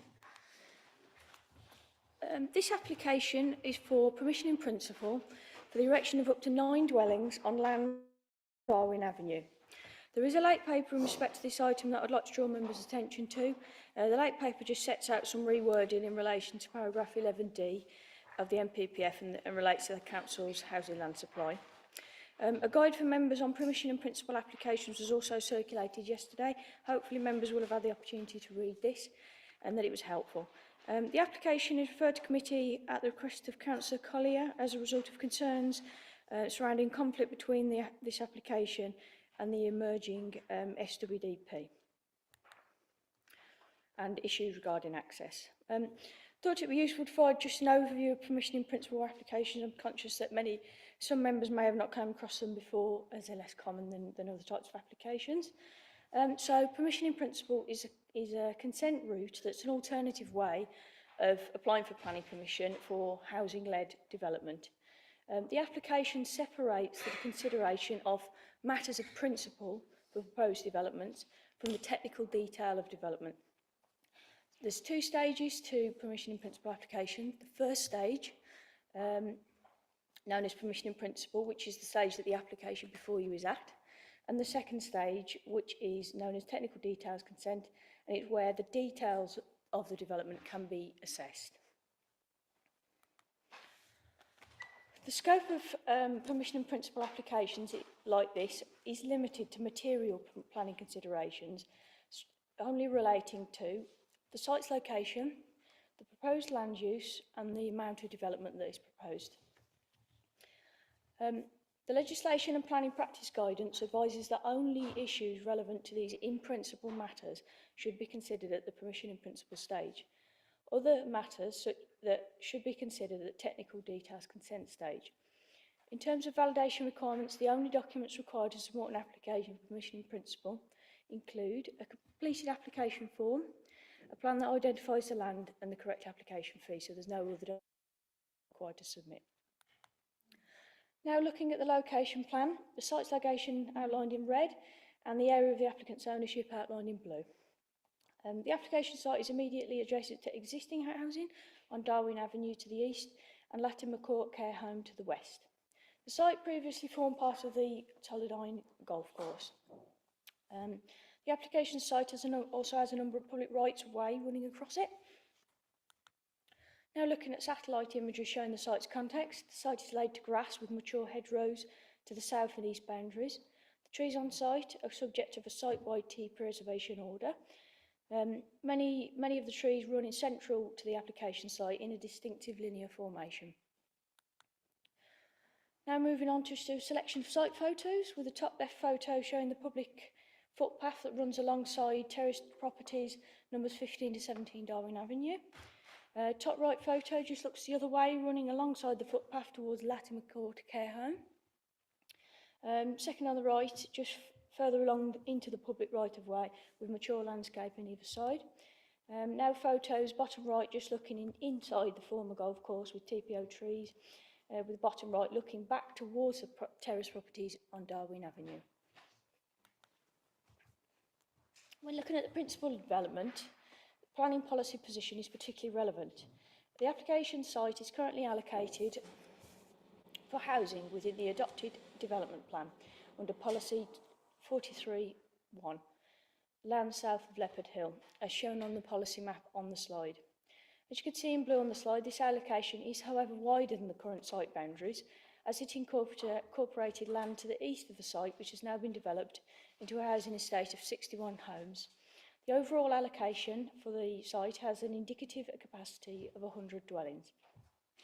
When considering the draft South Worcestershire Development Plan Review, which has been submitted to the Inspector, the allocation for the site is proposed to be removed. Therefore, there is a policy pull between the adopted and the submitted development plans, with the one including the site in allocation and the other deallocating the site. Paragraph 49 of the NPPF is particularly relevant in this instance, as it states that local planning authorities may give weight to relevant policies in emerging plans according to A, the stage of the preparation of the emerging plan, so the more advanced its preparation, the greater the weight that may be given, and B, the extent to which there are any unresolved objections. In the case of this site, as the draft of SWDPR has not been examined, and there is also an unresolved objection to the site's deallocation, therefore, the relevant emerging policies in respect of deallocation can only have very limited weight in decision making. The greater weight is in favour of the adopted plan, particularly given the circumstances of the lack of the 5-year housing land supply outlined by Paul today, and that the tilted balance for decision making is engaged.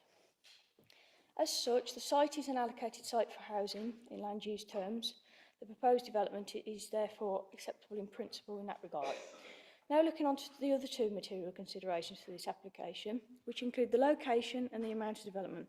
In terms of the site location, it's located near to residential areas, with other neighbouring properties apparent within the locality.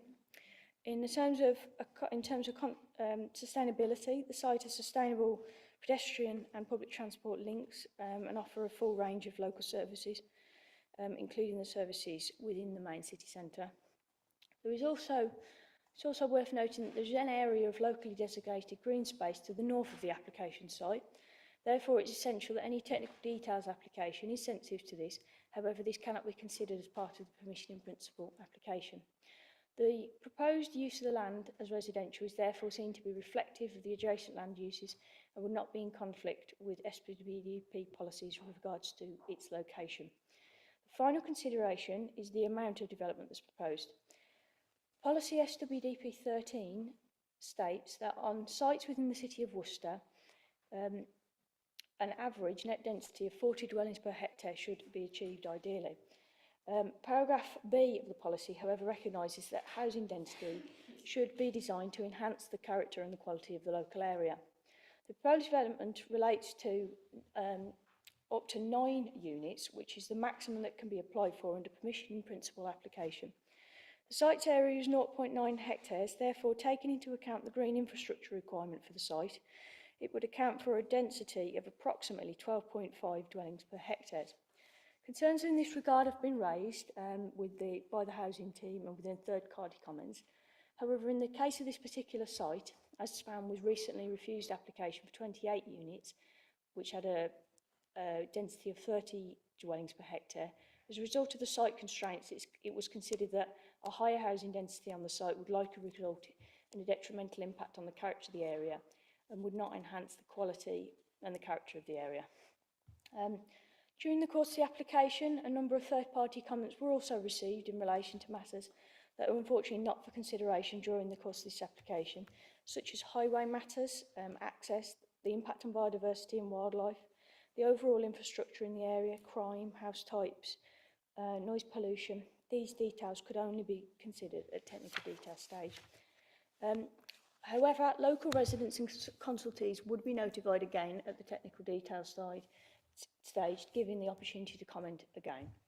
An informative note you'll see in section 9 of the report has been recommended by officers, and this sets out a detailed list of requirements should members be minded to approve the application, which would allow for a detailed consideration of the application at technical detail stage. Taking into account all the relevant issues in the policy position, the principle of development regards to land use, location and amount of development is considered by officers to be acceptable. As such, the application is recommended for approval, subject to the informative notes as outlined in section 9 of the officer's report. Thank you, Chair. Thank you, Laura. I mean, one thing I just wanted to say was, obviously the report looks a bit different because what we don't have is a huge list of proposal conditions that could be attached, and that's because you can't have them for this type of application. So the list is actually a helpful list for the applicant for the next stage, and also planning obligations, I believe, are set at the next stage as well, so we don't have those either. What we've got, though, is three speakers. With that in mind, when we come to questions, can we please keep them relevant and not stray into debate, because it is already quite late. So we're going to start with Councillor Collier, if you'd like to come to the table, who is the local ward member and has no limit on time.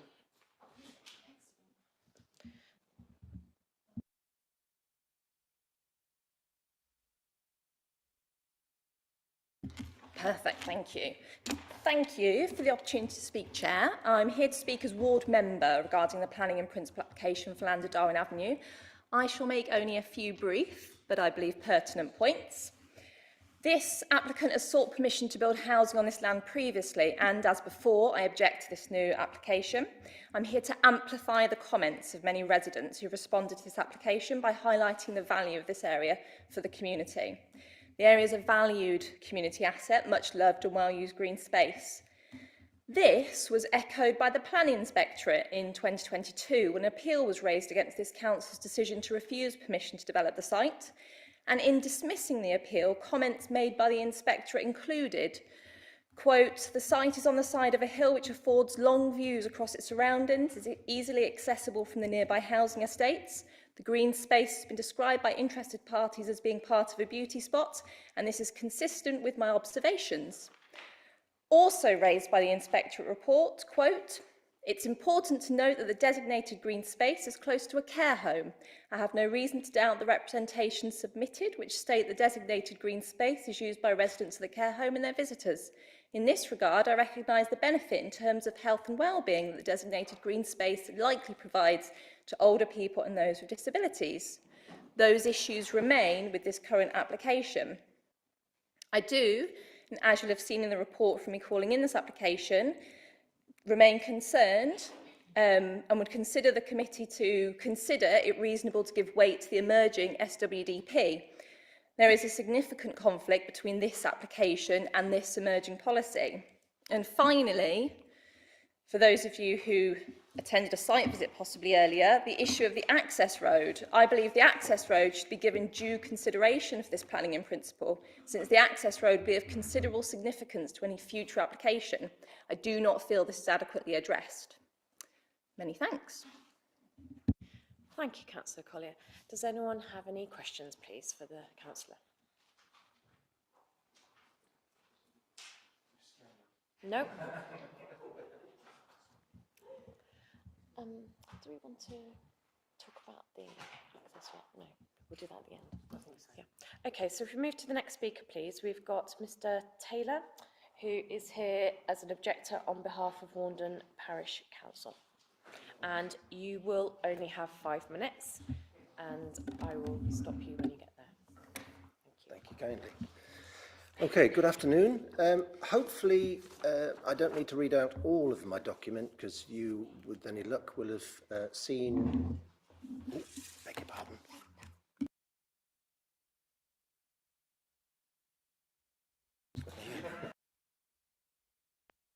Yeah. There you go. You're on.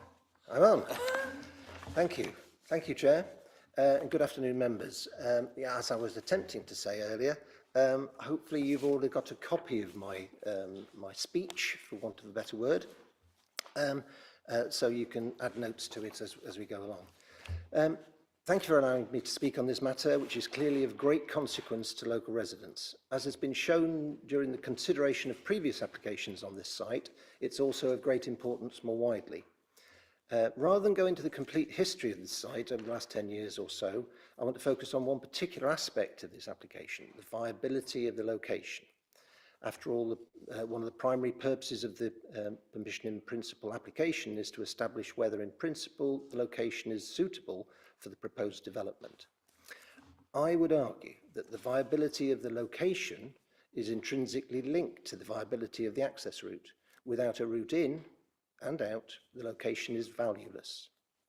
I would further argue that in circumstances such as this, where there are clear doubts about the access route's viability, access is a relevant matter at the PIP stage, the permission in principle stage. Unfortunately, the committee report sets out that the access to the site is not under consideration at the PIP stage. Perhaps in most PIP applications, I'll settle on that, PIP applications, the access to the site is largely a matter of detail, not one of principle, and it would be appropriate in those circumstances to defer consideration to the technical detail stage, but not, in my opinion, in this case. In this case, it's crucially important. The significant issues with the access route make it directly relevant to the viability of the location. Those significant issues have resulted in a number of failed applications. Consider the history of the previous applications for development on this site over the last 4 years or so. At first, the narrow, constrained nature of the access route, as I believe it was called, was just too narrow and too constrained to be compatible with highways requirements. So, revisions were made to the layout in an effort to satisfy the highways requirements, and lo and behold, the outcome was a scheme which would result in unacceptable levels of harm to the amenity of local residents. I think the photos we saw earlier were very helpful in amplifying that point. And it's also worth mentioning that the previous recently refused application was predicated quite largely on the viability of the access, and that was refused. I think it was an outline application, but with an emphasis on access. That was refused. The above examples demonstrate that the proposed access route is destined to be either unsatisfactory in highways terms or unsatisfactory in local amenity terms. Either way, the access route is unviable. And as set out earlier, if the proposed access route is unviable, then it follows that the location itself is unviable. In conclusion, on behalf of Warndon Parish Council, I respectfully request that this application be either withdrawn or refused. But before I finish, because I think I've still got some time left, Chair, can I just mention that the judgment applied in the report that the access is not relevant to the permission in principle stage appears to me to be incorrect. The viability of the access is not a matter of detail, but a matter of principle. And that all the law, the case law I've checked seems to confirm that the technical detail stage is for details. What I'm suggesting is that the principle of the viability of the access route is a key that should be considered at this stage, the permission in principle stage, not left for the detail. I think, yeah, one last point. I believe that much of what I've said is a matter of planning judgment. I'm not a planner. I look forward to having a conversation later, perhaps, on this. But officers have an opinion. Members may have a different opinion. Your time's up. You've had Sorry. 5 minutes. Sorry. Thank you, Chair. Can I open the floor for questions for the speaker, please? Councillor Kimberley. Thank you, Chair. So you've talked a lot about access. I understand that access is not a matter we can consider at this stage. I imagine it would be relevant in a later stage. We also can't, I mean, you've talked about it being rejected in previous proposals. I don't believe we can presume that based on prior results or prior applications. What I wanted to ask you specifically, because you've talked about this very briefly, but you've not gone into detail, is the nature of the loss of amenity to the site. And to neighbours around it, should it be developed? I think Mr. Round will know the detail of that because it was as set out in the delegated report dated the 28th or 30th of August last year. So it's basically the amenity for Latimer Court, I imagine the removal of the hedges and some of the landscaping associated with that, as well as noise, and I can't remember the other details now. I haven't written them down here. I could spend 5 or 10 minutes going through my papers for you if you wish. I was just interested if you had any answer off the top of your head about the specific amenity which the site has, which it would lose as a result of being developed. I'm not sure that it's the site that would impact on the development, on the residents.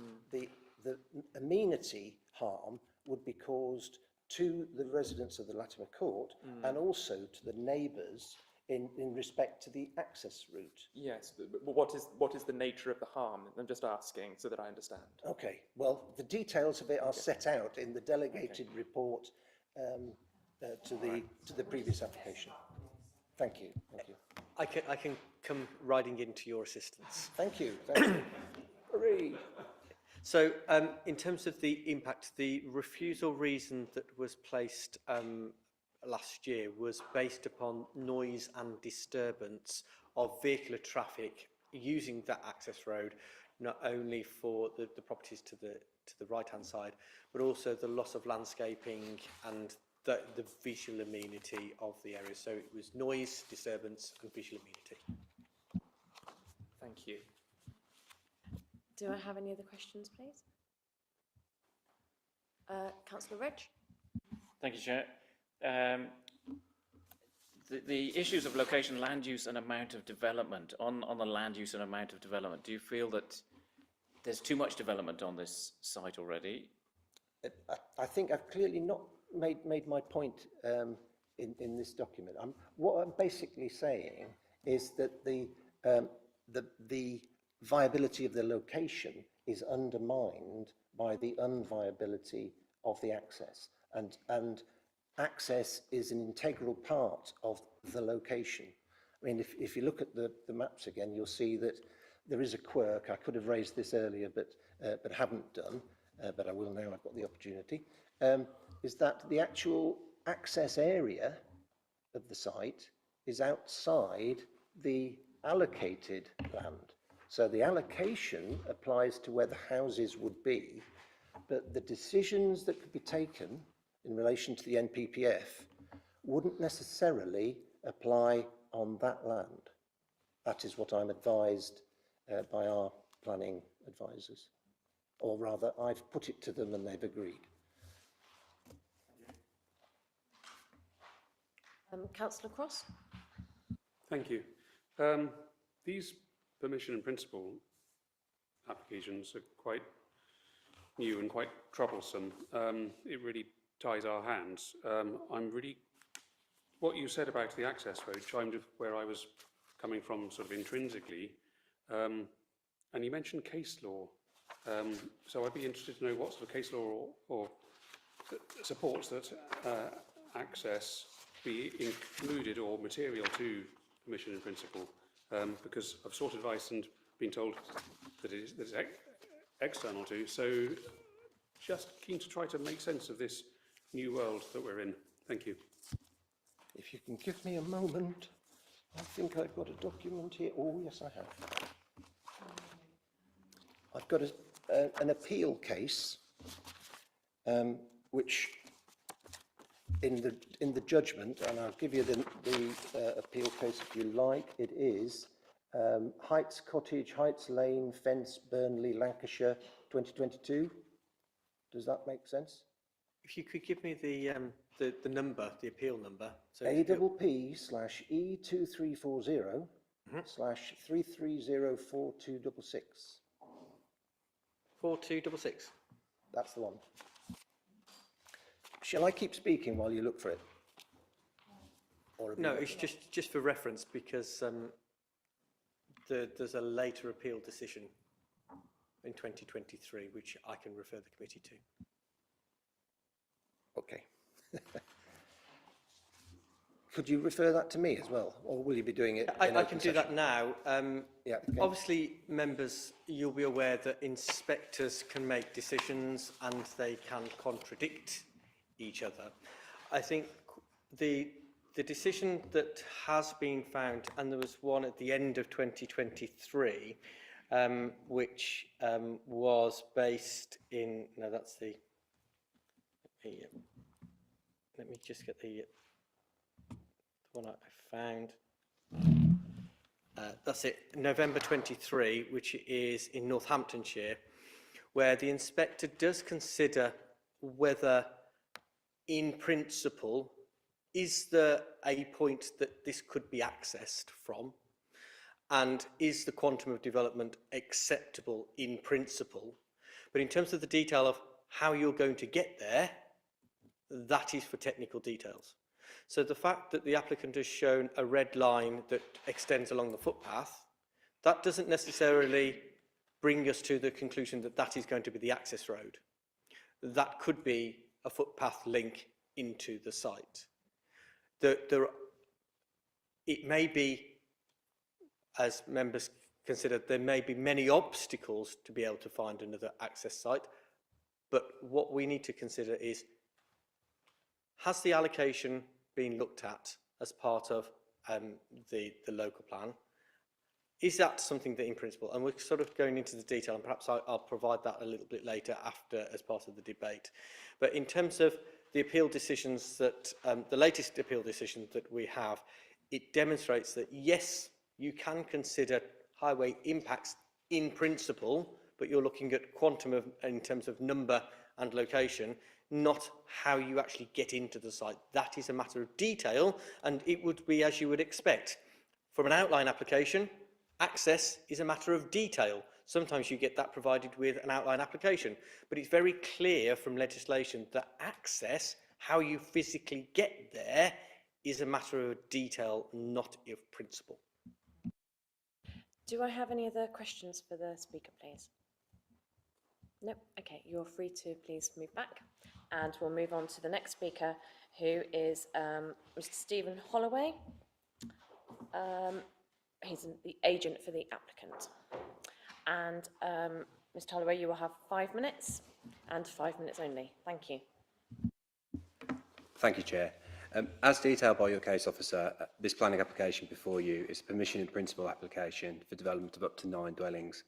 Members will be aware that the assessment of a permission in principle is limited to matters of a location, land use and the amount of development, with all other matters reserved to the second phase of assessment known as technical details. The case officer report provides a detailed assessment of the relevant matters, and I would simply like to reiterate and expand on several points that are key to the determination today. Firstly, I would like to highlight that the proposal has been fully contained within the adopted housing allocation and does not encroach into the designated green space area under SWDP Policy 38. The restriction of the development to the adopted allocation area ensures that the previous matters for refusal under the application submitted in 2020 and 2021 no longer apply to the scheme, as SWDP Policy 38 is not engaged. SWDP 38 is a defined and mapped policy designation that should not be used to assess proposals outside of its mapped area. In relation to the officer comments on allocation itself, we strongly support and concur with the officer's assessment of material planning weight attributed to the emerging SWDP review.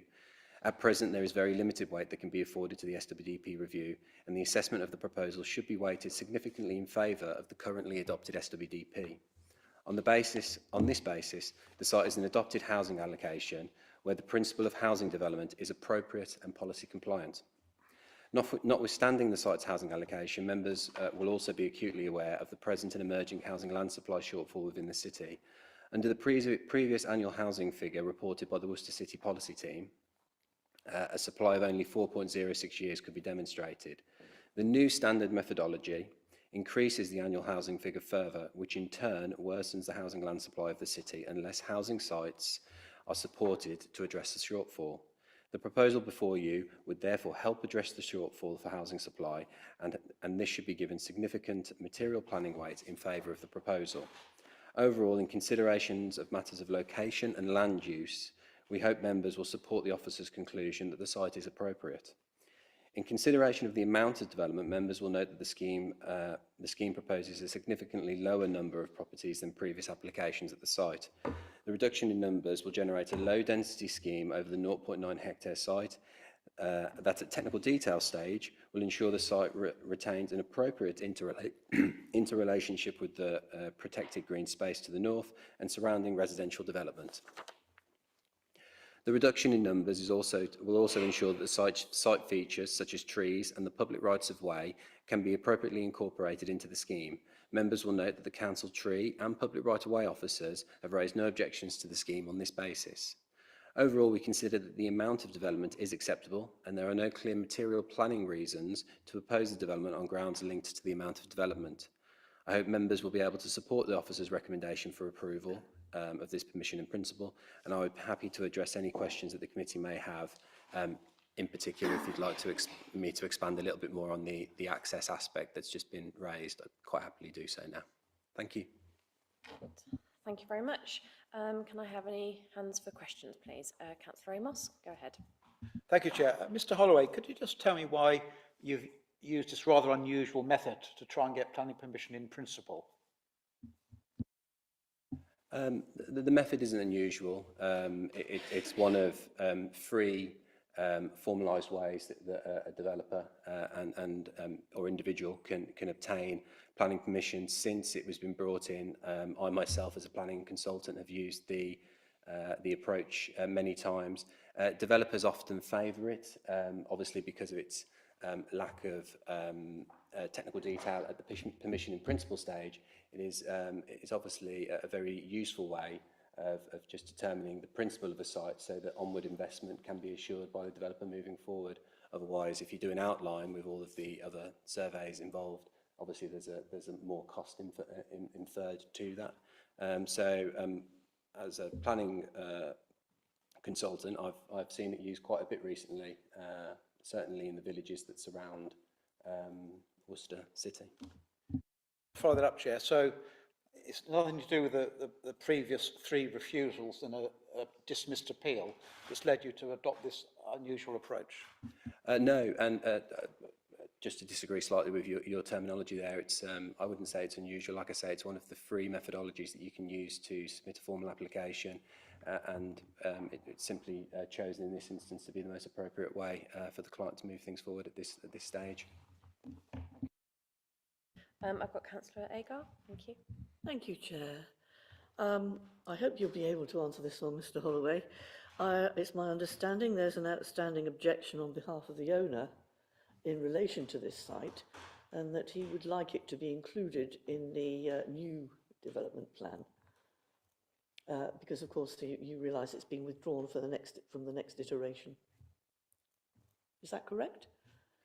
Yes, so as you anticipate, obviously at the minute we have an allocation with the adopted SWDP. That was due to be transferred over as a retained site within the emerging SWDP. So the site that's been presented today was a retained site. And then at Regulation 18, there was also essentially the site again stepping into the green space area. That was a proposed allocation, a new allocation that was coming forward. Obviously, my client, the landowner, does object to its removal. I think anybody who has land with development potential would sensibly take that position if their site was removed at a relatively late stage in the SWDP. So yes, there is obviously that matter outstanding with the SWDP, but it, as Paul and Laura have outlined, it doesn't really bear any relevance to the assessment before us at this stage. And the adopted SWDP is the appropriate mechanism and policy document to be looking at this time. Thank you. I mean, it was my understanding further, if I may just amplify that slightly, is that he was intending to go to the examination in public and make his case there.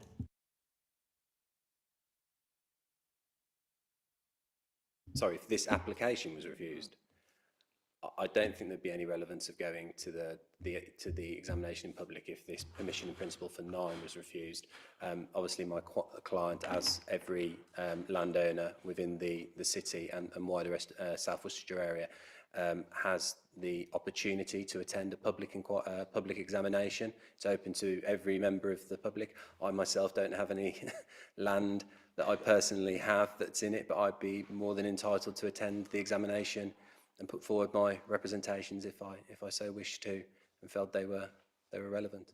So you're saying he's not intending to do that, or he is intending to do that if the decision goes? Yeah, so my client is obviously rather it didn't. my client will obviously continue to promote the site as depicted in this application moving forward. I've got Councillor Stephen now, please. Thank you. In your statement, you made the point that the access arrangements to the site were not rightfully able to be part of the consideration for our decision this afternoon. But then at the end of what you said, you curiously sort of were quite generous at the end and said, but if you've got questions about access, about how we might tackle that in the future, I'll be very happy to answer those questions. So my question to you then is, when it comes to the detail stage, when the application is put forward, how do you, and I know it won't be a consideration for today's decision, but how do you think that you will overcome the access difficulties? So yes, probably this answer just needs a bit of kind of clarity around the previous application for 28. So that application for 28 didn't have a highways objection to the design that was put forward in relation to access. The matter for refusal that Laura and Paul and the council went for was on the basis of the use of the amount of use based on the number and quantum of development there. Having adverse impacts in terms of noise and cars going back and forth, lights, etc. Obviously, this development is far lesser, so the quantum of vehicle movement will be less. And like I said before, we have a technically approved design specification that was raised no objection by the county highways under the previous one, but we'll obviously work with Laura and Paul moving forward should they have any additional comments at the technical detail stage. So the quantum of vehicles will be a lot less, but still a very narrow access way by the boundary by those properties that are there. So how will you overcome that? So again, that's all matters that need to be reserved to the technical detail stage. But as I said before, the previous iteration of the access in was completely compliant with the Highways Design Code for the street of that scale. Obviously, it was dealing with a much larger quantum of development, and moving forward, as has been indicated in the informative notes, there'll be a range of additional surveys which will look at matters that will link into the access, for example, mitigation of any noise impacts and what we can do to improve that. And as I've implied already, it's a much lesser quantum of vehicular movements. So things like noise and just trafficked movements should be lessened anyway, which will reduce the overall kind of impact on adjacent residents further. Thank you. We've got Councillor Kimberley. Thank you, Chair. So I was noting under point 3 in the proposals, the submitted proposals seek permission in principle for up to 9 affordable dwellings. I'm always intrigued by the words up to, and I think in this case, colleagues have been asking the question, does up to 9 mean 9? And I would like to add in the question, up to 9 affordable dwellings, does that mean that the developer anticipates building 9 affordable houses or 1 affordable house? It would be useful to have a sense of what the intention might be. So yeah, in terms of the wording, up to 9, as it implies, we basically can't go above that provision. But at the technical detail stage, we'll obviously let the surveys kind of dictate what we feel is this correct quantum. With such a low density development, I would strongly anticipate that 9 will be sufficient and that we can take on board the site's constraints in terms of trees and public rights of ways with such a low density proposal. The one thing and sorry, I don't know where that's come from. The scheme is for up to 9 dwellings, so it's an open market, and it'll be a policy compliant approach to affordable housing. I don't know where that's don't know where that's come from. Through you, Chair. You are correct in terms of your reading, Councillor Kimberley, in the fact that paragraph 3.1 of the report does say affordable dwellings. That's a mistake on our part. So you are correct in terms of your question, and I'm glad that you pointed out that, but the agent is correct in terms of the proposal, which is based upon, if you look on page 29, the description of development, it's not affordable. That's a mistake on our part, so I do apologise. Yeah. Paul, you don't say that they're not affordable. That's not quite right. Sorry. That's not quite right either. Yeah. Councillor Kimberley. So just to follow up on that, really, I think for some of us, it is a material consideration in terms of whether or not we would approve, in principle, such a development, whether or not it would include a reasonable number of affordable houses.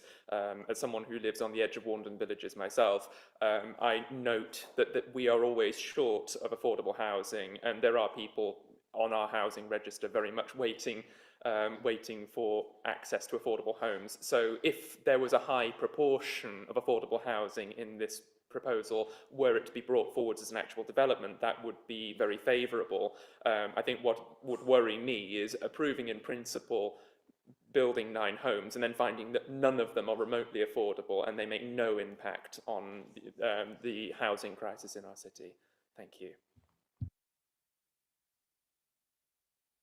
Councillor Cross? Thank you, Chair. It's quite a difficult site. We've spoken about the access road, that something's going to be needed, and in the previous application it wasn't acceptable, so was mentioned in the decision notice. There's ponds, there's trees, there's newts to consider. We've just had the clarification, which is really helpful in terms of understanding about the word affordable, that actually that's included in error. So I am right in thinking, am I not, that if it's just 9 houses and a difficult site, it doesn't really lend itself to building affordable houses. How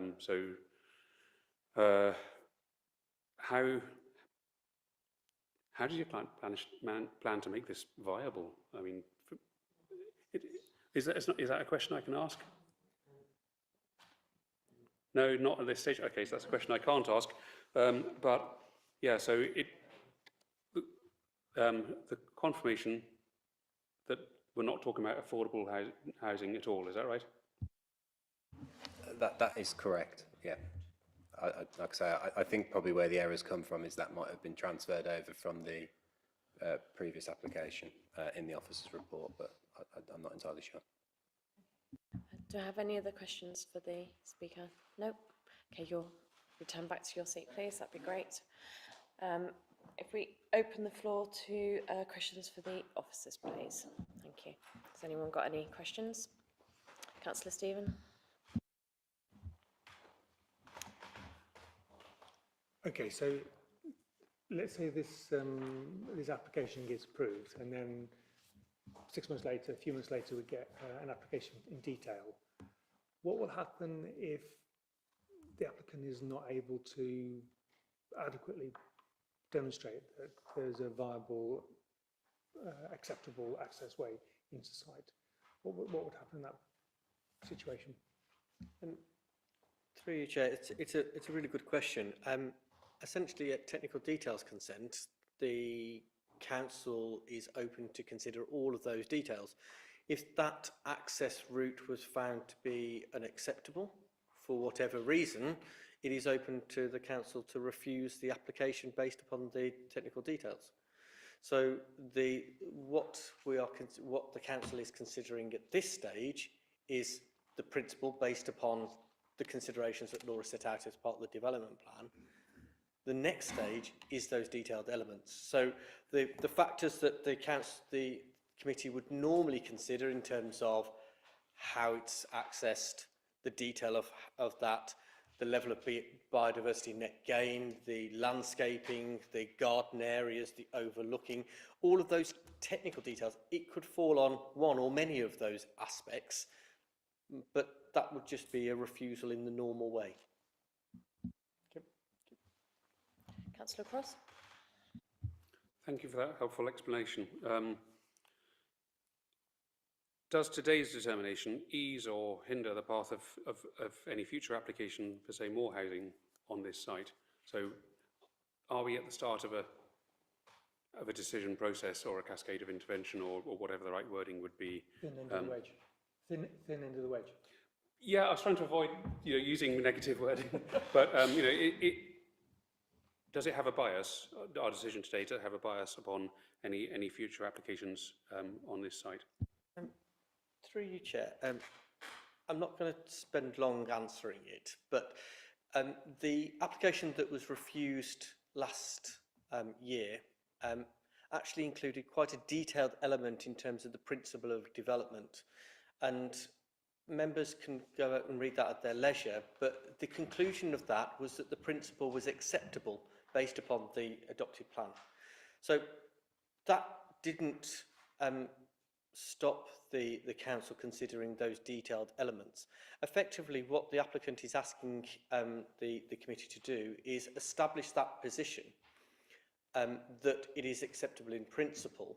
That doesn't then provide any obstacle to any further considerations in terms of, does it stop a refusal based upon detailed elements? No, it doesn't. Does it stop a consideration of a full application for between 15 and 20 units based upon detailed elements? No, it doesn't. So what I would suggest is that the council have already in their position, and in some ways the appeal inspector did the same thing when he considered that the allocation was there, but when the appeal was considered for the 50, it included additional green space outside the allocation. And that was the element that, as Councillor Collier quite rightly said, that they considered was unacceptable. So the principle in terms of the allocation is one thing, but how the details is established is another thing. What this has basically done is boiled it down to one consideration of the principle, and your officers have already concluded last year that that is acceptable, and that is our recommendation again for you today. I've got Councillor Amos, please. Yes, thank you, Chair. It's just really a follow-on from Councillor Stevens' question. If the committee decide to approve this in principle, but as some suggest, I'm not necessarily one of them, but if others suggest this is an excuse to sell on the land at a higher price with the benefit of, quote, planning permission, but that is not activated because somebody realises actually they're being sold a pup because it's not planning permission as such, they can sit on that for 3 years, can they not, before the land can actually be used as part of a bigger application. And I think, so I like Mr. Round's response to that. I'm also a bit concerned, and I think my judgment might be influenced by the fact that we actually have knowledge of this site, a detailed knowledge of this site with all the refusals and the appeal dismissal. And I recall during those debates, because I think an element of consistency is helpful. I know it's each on its own merits, but it's nice to be consistent if you can. There were objections in principle to whether that bit of land is suitable for housing or not. So I think Mr. Round may have forgotten that some members did actually not agree that the land as such was really just zoned for housing, end of. Through you, Chair, in terms of what any developer will buy if they are sold this, obviously I do it slightly in jest. You said they would be sold a pup, they would be sold a pip, but you know that's neither here nor there. What's a vowel between friends? So what they will have to go through all of those details. And there may be members that disagreed that this was suitable for housing, but I think what members need to consider is, what does the development plan say? And whilst there may be members in this room that disagree with the inspector who provided that adoption statement and the council who adopted this plan all those years ago, it is what it is. We've got an allocation for a housing site. And essentially what the applicant is asking this committee to say is it still an allocation for a site? And your officer's advice is, at this stage, yes it is. And we can't give adequate weight to the emerging plan, so we have to be in that position. But coming back to Councillor Stevens' point, is that this is just one stage. It's not a planning permission. It's not like an outline planning permission where we have to then go through that process. There's a technical details consent element. And without those two, a buyer, a developer, hasn't got a planning permission. All they've got is a piece of paper that says it's an allocated site. That's all that essentially is providing. Do I have any questions? Councillor Cross, you've got another one? Thank you. That was also very helpful. So if this is now an allocated site, it goes against the emerging SWGPR.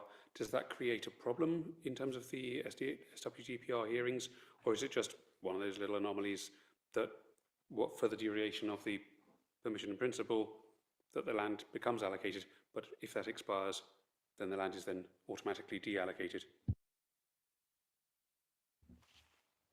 Through you, Chair. In terms of the policy pull, I think Laura explained that quite well in terms of her, her presentation. There is a policy pull. The requirement is to start off with the development plan. So essentially, you look at the development plan and what that says. The emerging plan is a material consideration for you, but what your officer's advice is that carries very limited weight. So ultimately, we start with, is it an allocated site? Yes, it is. Is it going to go? We don't know, and therefore that's the limited weight that we attribute. In terms of, yes, if permission is given by this committee, it'll last for 3 years, and within those 3 years, a technical details consent will need to be submitted and agreed and approved by this council, or agreed and approved by an inspector. Whether that process goes on, does that provide then an allocation for more land? No, it doesn't.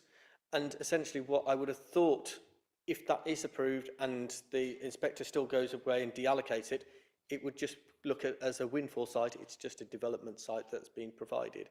It doesn't mean that it's definitely going to get an allocation just because we've carried out our assessment of what the position is today, and it certainly doesn't provide an open door to be able to develop the whole of the golf course at Tolladine. Councillor Reg. Thank you, Chair. I always feel I'm a little bit slow on these things, but I think I'm slowly piecing it together. My question is, if this is a sort of planning in principle for it to be developed as a housing development, why is the number of 9, up to 9, is that relevant? Could they say up to 10, up to 15, up to 20? Does the number matter at this stage, planning principle stage? Could you please just clarify that for a non-planning person? Yes, so up to 9. 9 is the maximum that can be sought under a permission in principle application. So that's why it will be 9. That's the maximum. Otherwise, it would be a major application.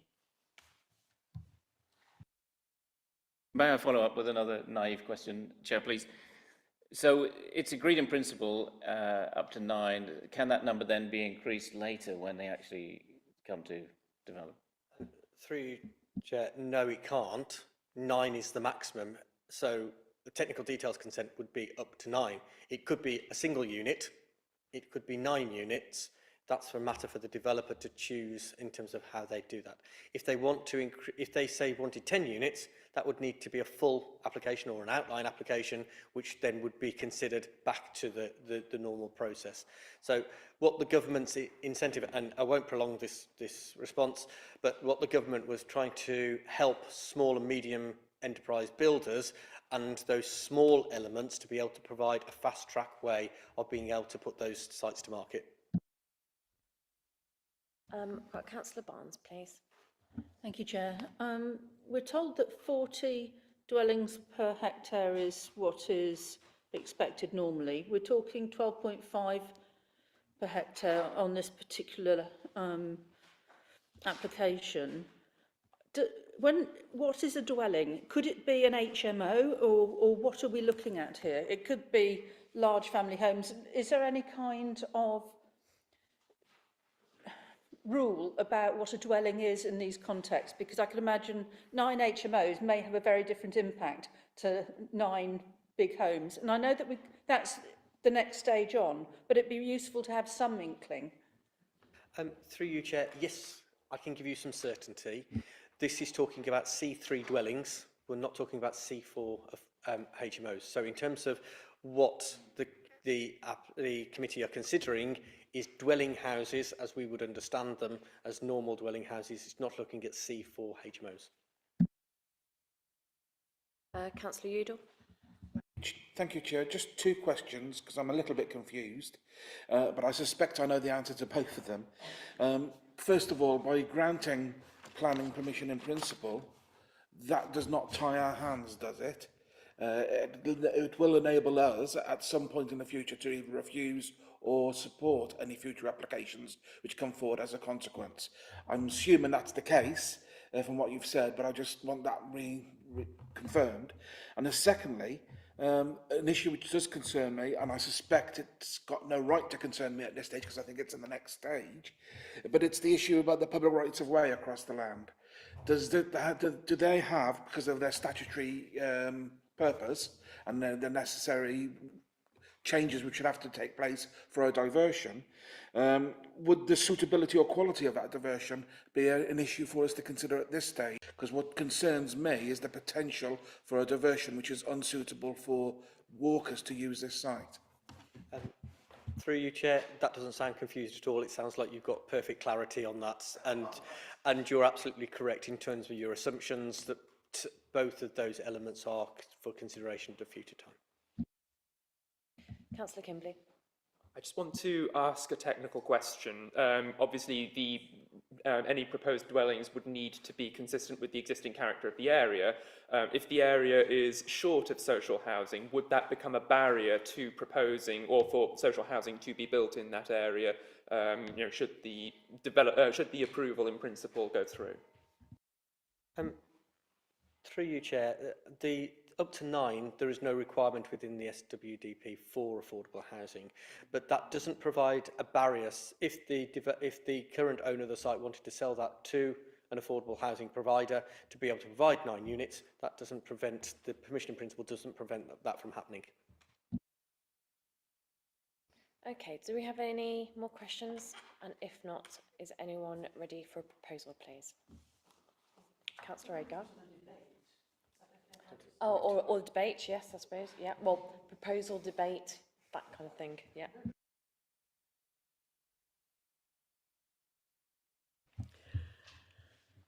Reading through the application repeatedly, and I have read it repeatedly, it felt as if it was arguing both ends against the middle a lot of the time. You know, we've got an outdated plan that was adopted but is now outdated, and we've got an emerging plan which we're told we can only give very restricted weight to, but actually it's never been clear to me how much weight that carries, and how that balance is struck. It's never been totally clear, especially in the light of the fact that we've over-delivered by 1/3 on our housing targets already. I appreciate that the rules of the NPPF changed just before Christmas, but we're looking at now location, land use and amount of development. And looking back at the location and land use section, it just feels a bit thin. And I'm not making a criticism of our officers, please understand. I mean, it seems to rest on 2 things, which is one, there's a bus route nearby, and second, that there are other houses nearby. Well, you could say that about the rest of the city. It's not really good enough as a reason, I don't think.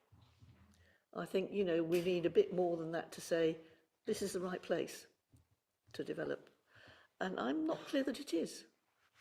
That's really where I am.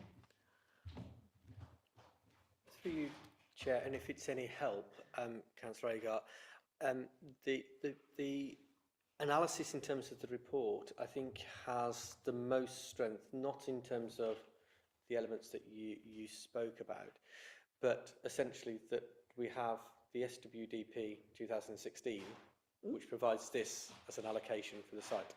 So essentially, I think what officers have gone through that process is this location allocated? Yes, it is. What is the allocation for housing? What is the application for housing? Does the number exceed the amount within the tolerance of the plan? No, it doesn't. So in terms of location, in terms of amount, in terms of use, what we are guided by is the development plan, and what your officers are advising is that in all those 3 aspects, the principle of development is actually being helped because we have a plan and we have a policy that dictates that we have a location, a use, an amount that is appropriate, and that's where we've got to. So in terms of the actual detail, I don't think officers felt that we needed to go into the detail because the plan is almost a signpost to say, yes, it is acceptable in principle. Well, I think the reason I had trouble with the balance was because it was withdrawn in the emerging plan. And there are reasons why the membership of CHAP would have decided that. That's a policy decision. So, yeah, I mean, assessing policy decisions here.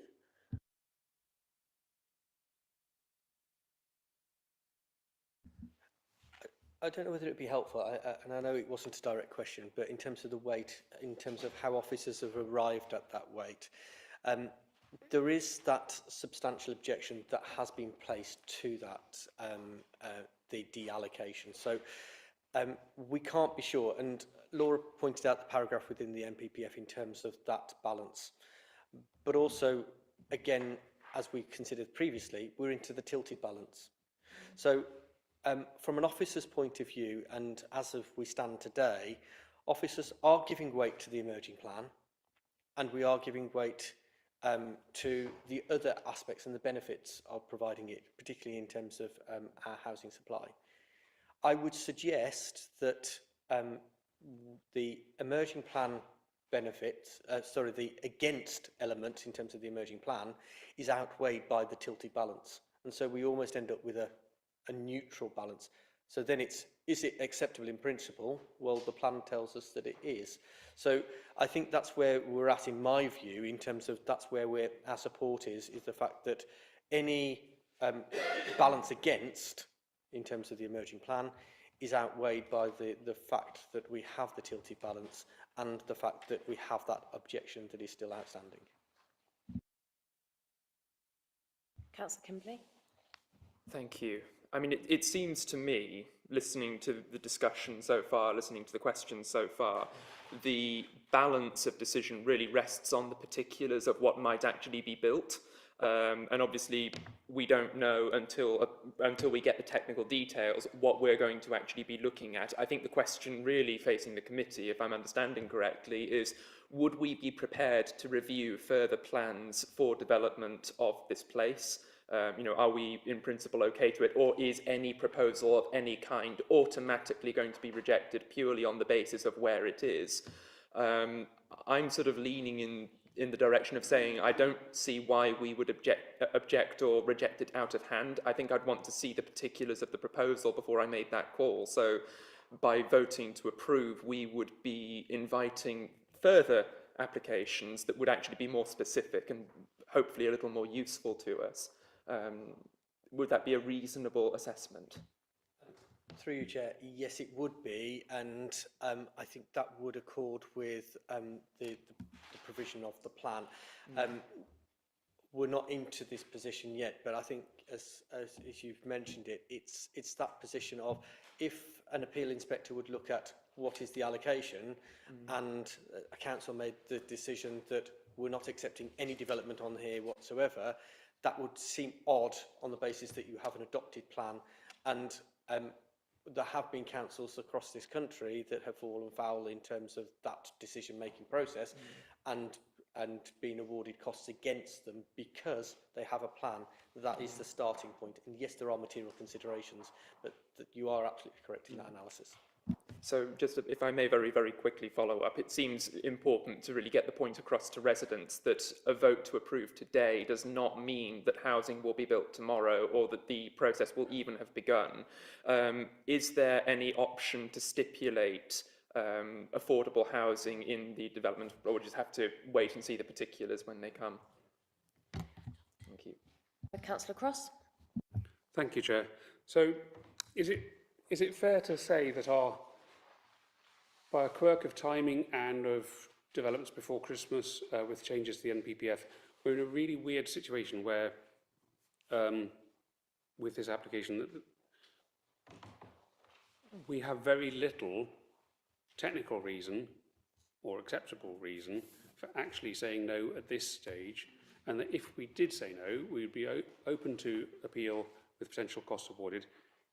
And if that happened, would the examination, would the inspector base their decision upon the current planning development plan and details as they are at the time of any potential future appeal, or would they be based upon today and now and this particularly weird rift that are in the space of time continuum now? Through you, Chair, the inspector's decision would take it at the time that the decision is made. So, from a professional advice, we have to, as I understand it, the council, well, sorry, my advice to you as the planning committee is you have to make a lawful decision, and it has to be based upon the position that it is now in terms of your material considerations. But in answer to your specific question, what would an inspector do? He would consider it at the time that he was making that decision.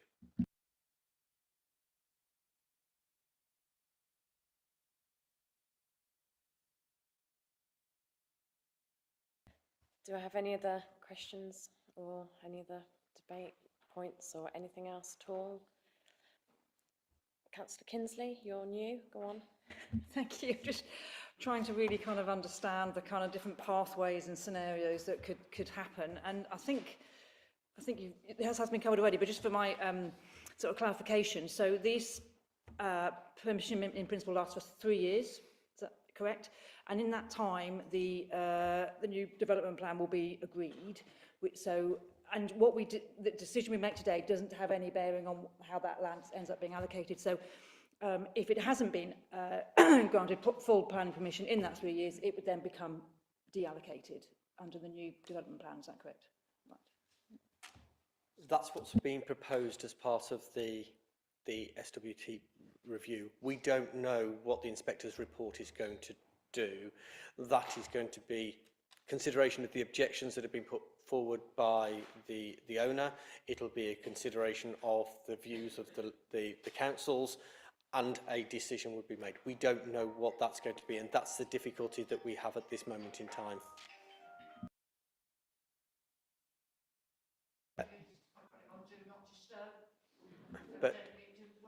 But just to conclude that, in terms of, yes, it would last for 3 years. So potential route, and I think this was the question that you were getting at, there could be a deallocated site, but it would still could have permission in principle for a period of time.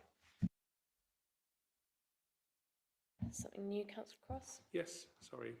Very quick though.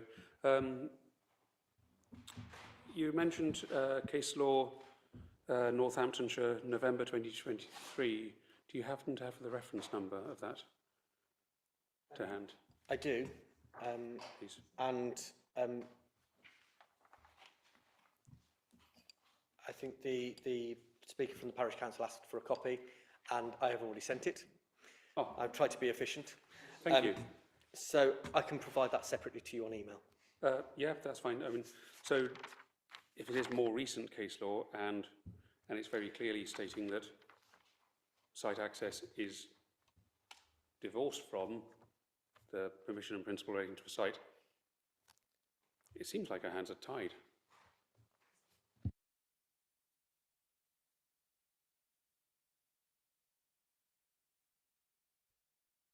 I was just seeking confirmation of the details, and is that an accurate summary of the position? So let me read paragraph specific to that.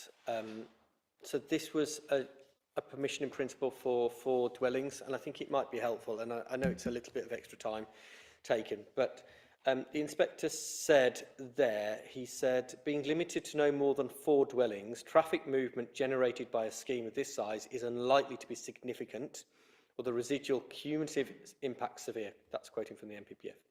Moreover, at any technical details consent stage, it would be open for the decision maker to consider specific details of the scheme, including means of access, layout of any internal access routes, and visibility displays.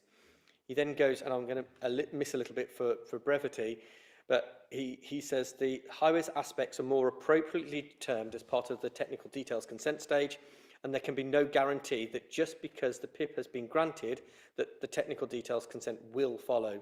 It takes the approval of both stages for planning permission to be secured. Thus, whilst I accept that there may be limited information to indicate that a safe and suitable access can be delivered, these details would come forward as part of the technical details consent application in any event.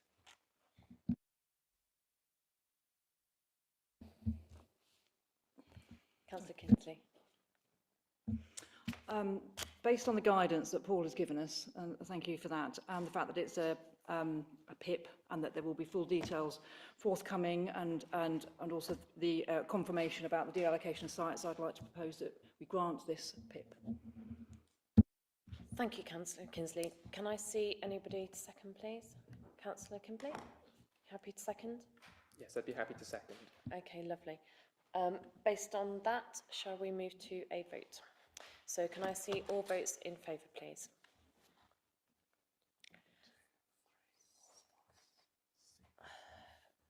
Votes against and abstentions? Seriously? How many was it? 6 to 5. So it was 6. Did you get 6?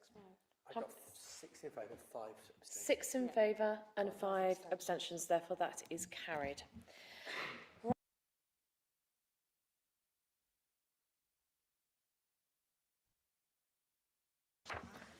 We're now moving to agenda item 10, which is Green Lane. Paul, you're doing the presentation, and we do have a public speaker as well. Do we have just one public speaker? We do. Just one. Okay.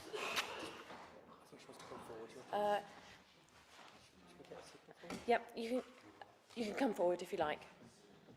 We're just going to have a bit of shuffling going on in the background. Let's wait for the noise to stop. Sorry? Just ask Margaret. Margaret. Do you want to get the presentation going? Yeah. Presentation. The next presentation. Yeah. We're just going to wait for people to leave and the noise to go. And wait for the door to close as well.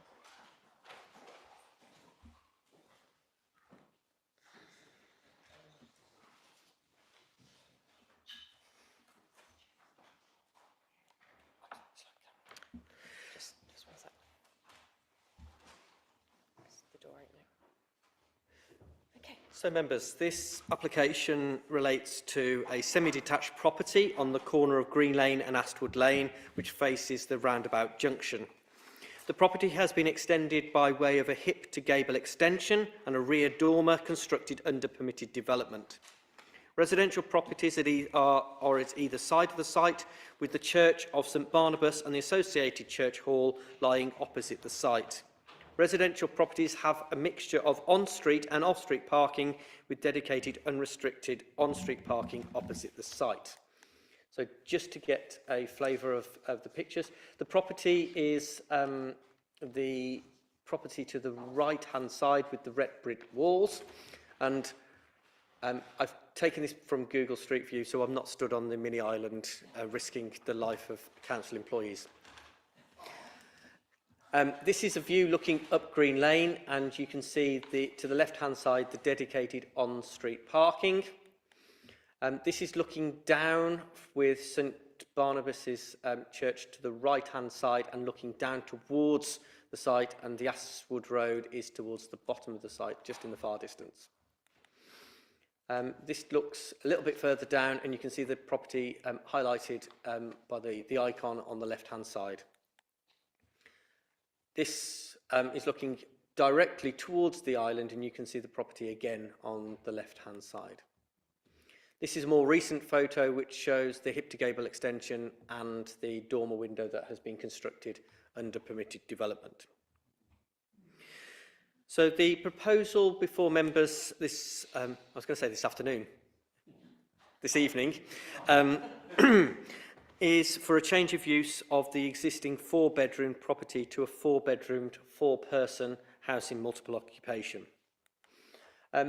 As members will be aware by considering these types of applications on a number of occasions, both SWDP 14 and the HMO SBD require that we shouldn't have a concentration of HMOs within a particular area. Within 100 metres, there aren't any existing HMOs within this location. The proposal includes for a single-storey rear extension to the property, and you can see that between the comparison of the existing ground floor and the proposed. The ground floor as you can see, contains a kitchen and living room and 1 bedroom. As proposed, the first floor holds 2 bedrooms, both with ensuite, and the third bedroom is in the attic, and again with its own ensuite room. All room sizes meet the required size criteria.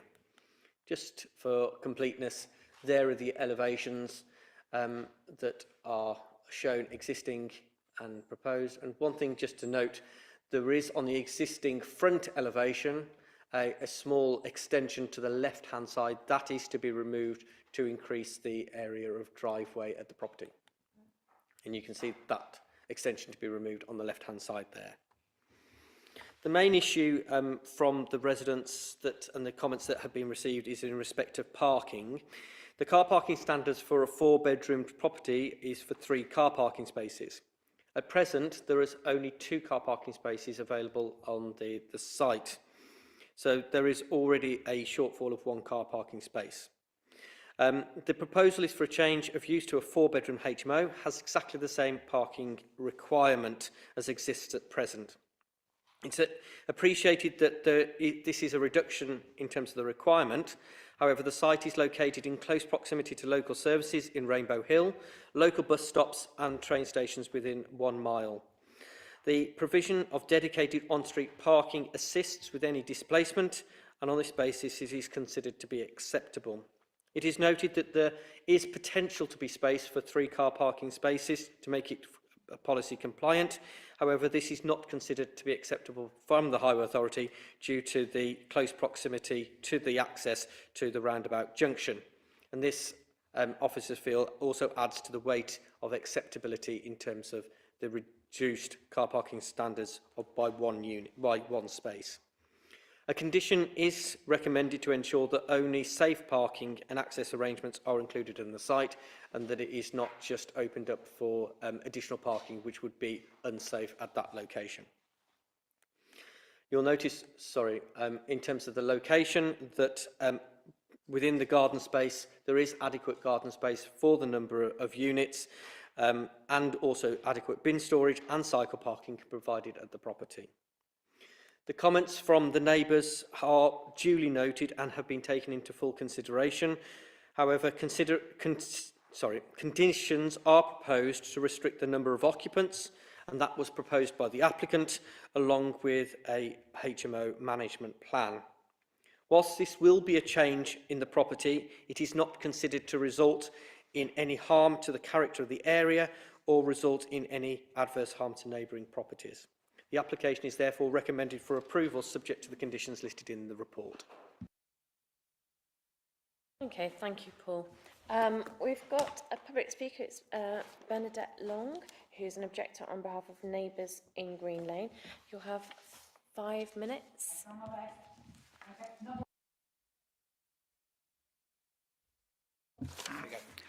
This area feels completely and utterly let down by Worcester City Council and Worcestershire County Council, their councillor-elect in the Highways Department.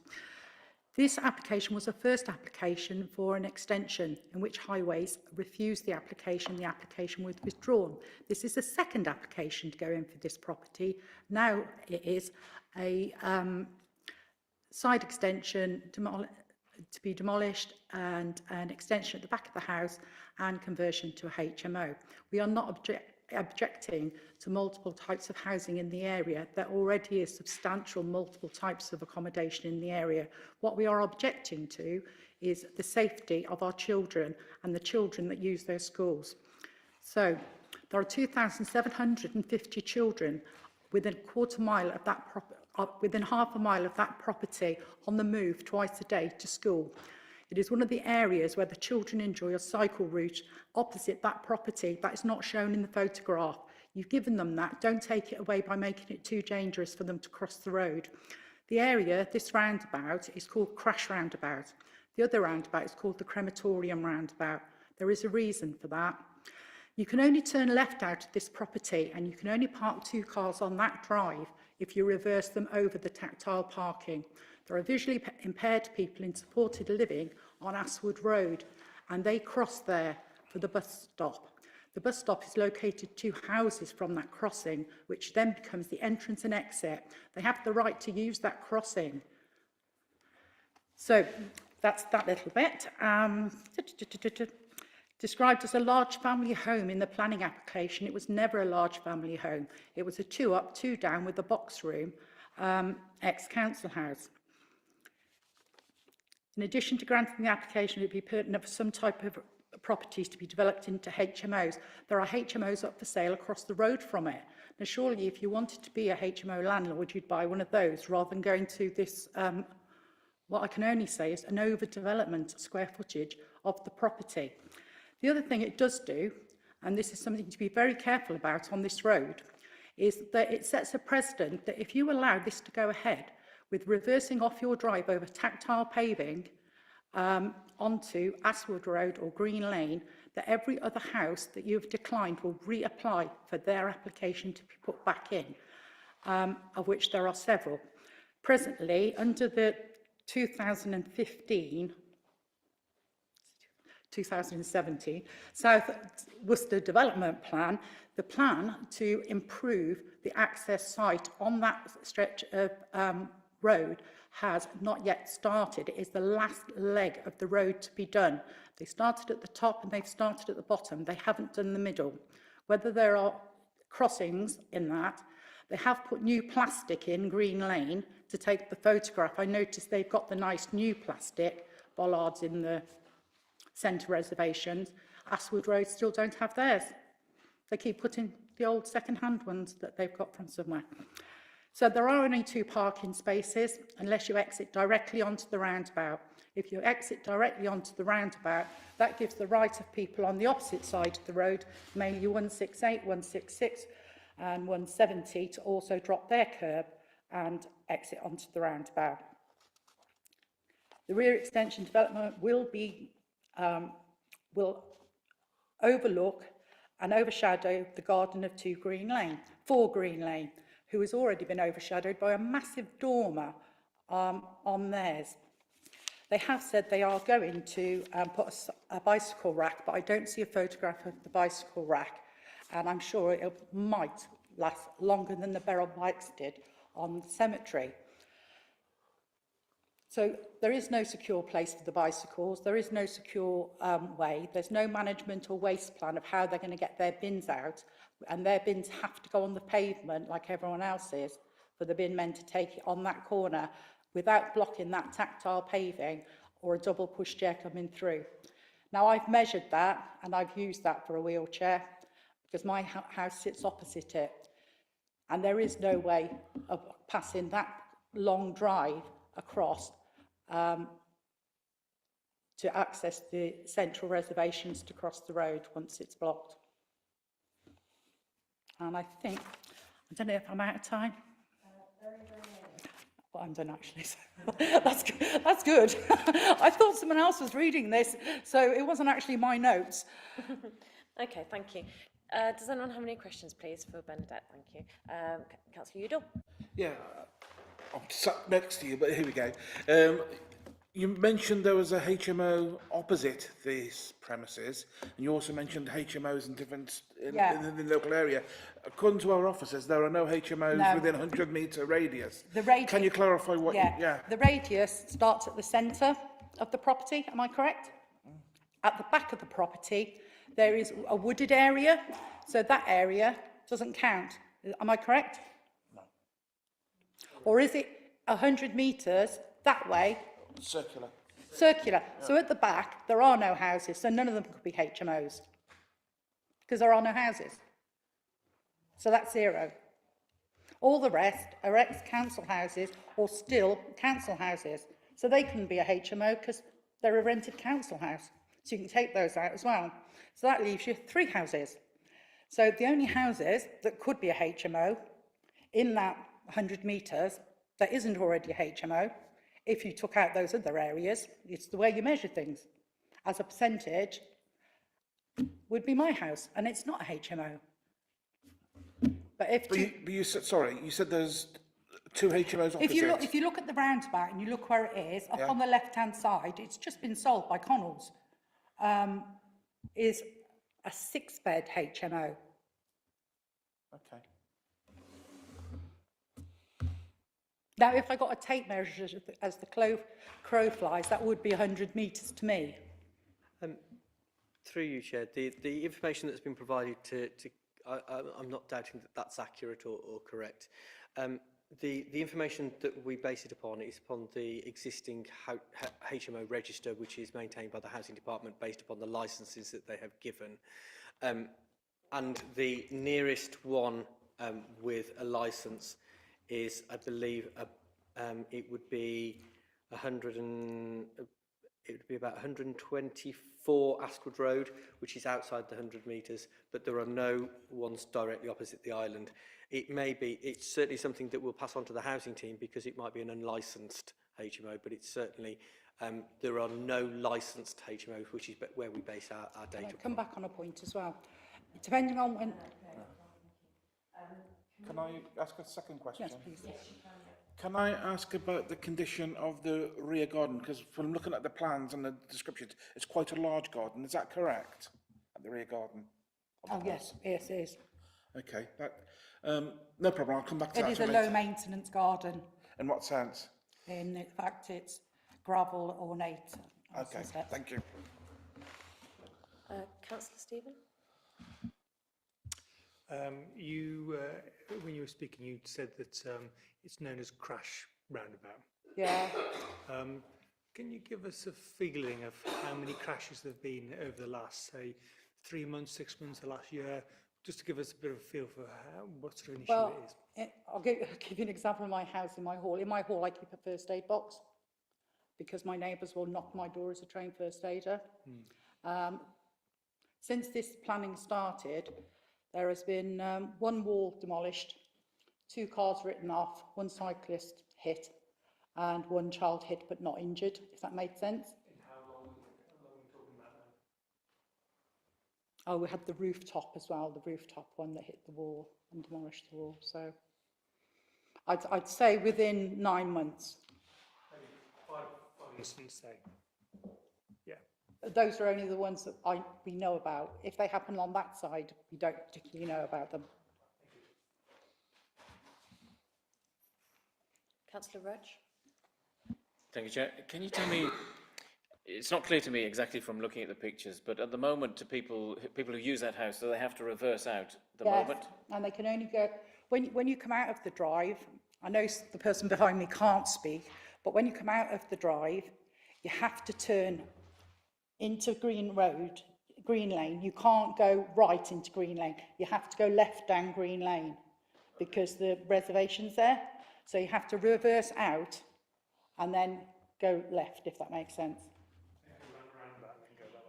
Yeah, if you want to go back up Green Lane, you have to go round the bound to do a U-turn and go back up Green Lane. So when they're switching cars, you have to come out to go round the roundabout to go back up Green Lane. And are you saying that with the new development, that's only going to be worse? They're going to have to do the same? Or? Well, there was only 1 car belonging to the owner who lived there previously, so they could turn the car round in the thing, because you were assuming it's a car, but if it was a van, it'd be something different. So if we're assuming it's 2 medium-sized cars, you can't turn it on the drive.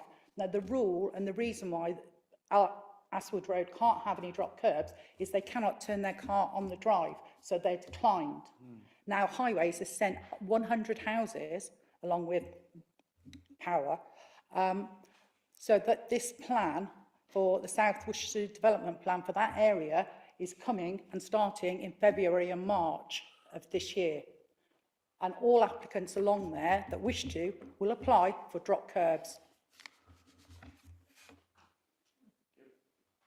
Do I have any other questions from the speaker? No, thank you. Thank you very much. If you want to move back. Thank you. Do you have any clarification on accidents? Is there no data? No. Yeah, if there are no recorded ones. Through you, Chair. Just one point of clarification which the Chair has asked me to bring. I haven't got exact accident data, but obviously you'll be aware that when you're looking at accident data, the only data that is used by the highways is that of injuries related that have been reported to the police.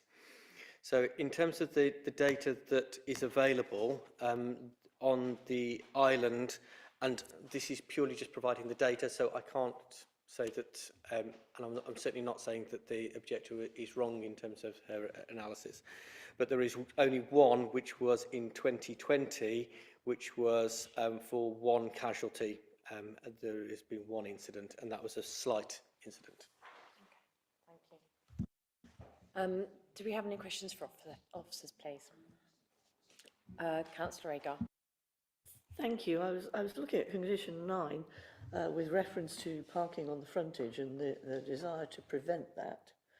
And it occurs to me that earlier in the report it talks about laying it to lawn, but I've seen a lot of rutted lawns with cars that have been parked on them, and I'd really like to see a bit more, more of a sturdy approach to prevention of parking on the lawn. So if condition 9 could be amended to include, say, fencing or something anyway, a low wall perhaps or something like that, which would be appropriate to the area, that might help.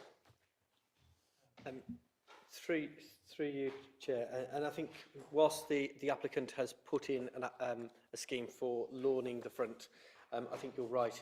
I would suggest that we could add the word physical to that, certainly to physical measures to prevent parking along the frontage. And then is the lawn a physical measure, or is, I mean... Well, it allows then officers then to consider the detail, which would need to be curbing, fencing or something similar. Well, I would look to officers to make sure that happened in that case, because I think it's essential.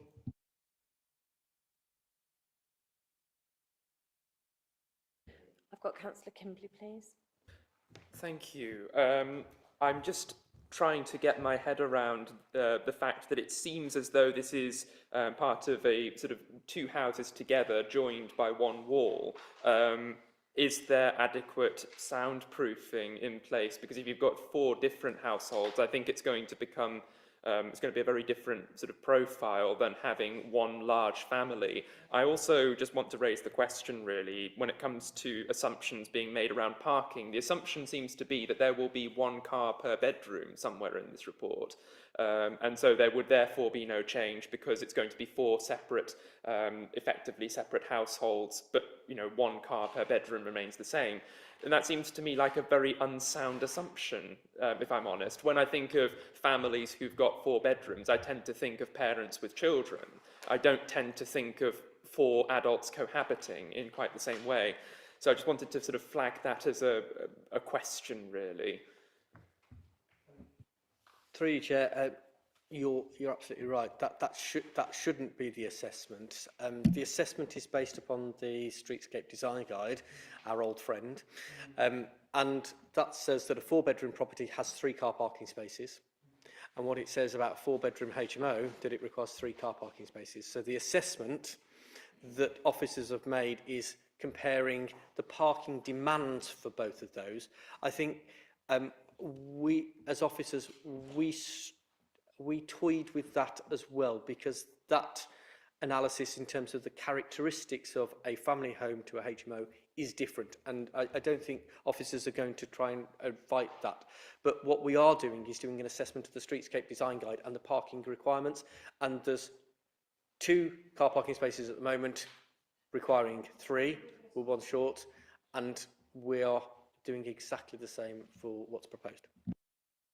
So may I come back with a very quick follow-up? So this, again, I think I'm probably mixing up technical terms, but I'm going to ask for some clarification. So in terms of preserving the character of the area, are we only thinking about the physical fabric of the building, or are we allowed to consider the character of the area in the sense that if you introduce an HMO into a place where there haven't been HMOs before, that would change the character, as in the feel of the neighbourhood and the rhythm of life there? Through you, it's a really good question. It's about physical development. So the policy is aimed at if there was a proposal to increase this to an 8-bed HMO and the physical form of it looked completely out of kilter.